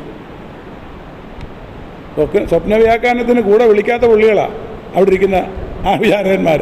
അവരുടെ മേൽ ദൈവം നിന്നെ ഉയർത്താൻ ആഗ്രഹിച്ചാൽ അത് ദൈവത്തിൻ്റെതായ സമയമാണ്. ആ സമയത്തെ ഉയർത്തത്തുള്ളൂ.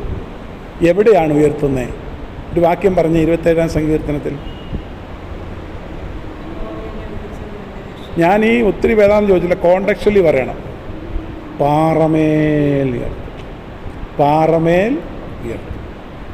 ഉയർത്തിയാൽ ആർക്കും മറിച്ചിടാൻ പറ്റത്തില്ല. അതാണ് അതിൻ്റെ ശരിയായിരിക്കുന്ന അർത്ഥം. താഴോട്ട് വന്നാട്ട് ദാനിയേലിൻ്റെ അപേക്ഷ പ്രകാരം ശദ്രക്കിനെയും മേശക്കിനെയും അഭേദനെയും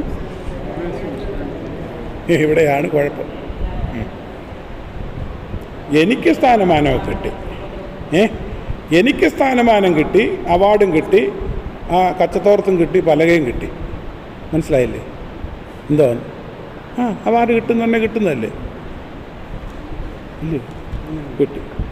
എന്നാൽ എന്നെക്കാട്ടി കേമനായ, എന്നെക്കാട്ടി 10-30 കൊല്ലം സീനിയറായിരിക്കുന്ന ഒരു ഉപദേശിയാണ് ആര്? സാർ. ഞാൻ പറയണോ? എനിക്ക് മാത്രം പോരാ, അങ്ങേർക്കൂടെ. എന്താ എന്നെ തുറച്ചു നോക്കുന്നത്? ആയുസ് നടക്കത്തില്ല. അത്രയും കേട്ടാൽ മതി. ഇതായുസ് നടക്കാൻ പോകുന്നില്ല. എനിക്ക് മതി ഇത്. എന്നെക്കാട്ടിലൊന്നും മേലോട്ടൊന്നും ആരും അതുകൊണ്ടാണ് ഗുണം പിടിക്കാത്തത്. കയ്യടിയുണ്ട്, പാട്ടുമുണ്ട്, ബഹളവുമുണ്ട്, സ്വോത്രമുണ്ട്, അല്ലല്ലിയായുണ്ട്.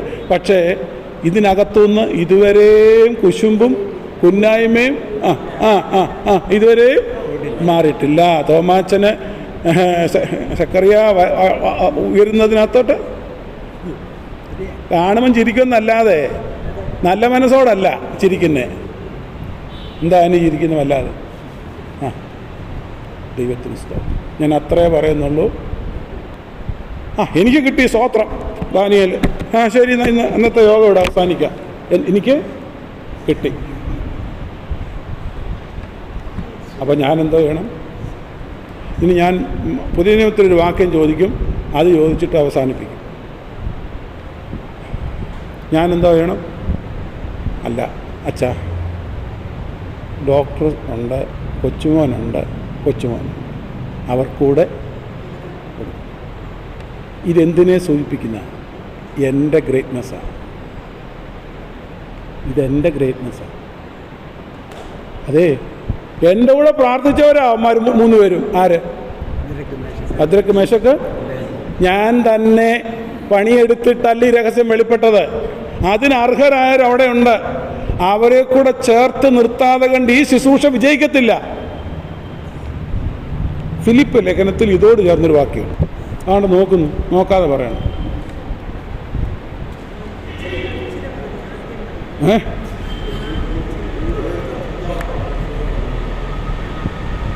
കേക്ക് അറിയാവുന്നവർ പറയുന്നത് കേൾക്ക്. വേദപുസ്തകം വായിക്കുന്നവരിവിടെ ഉണ്ട്.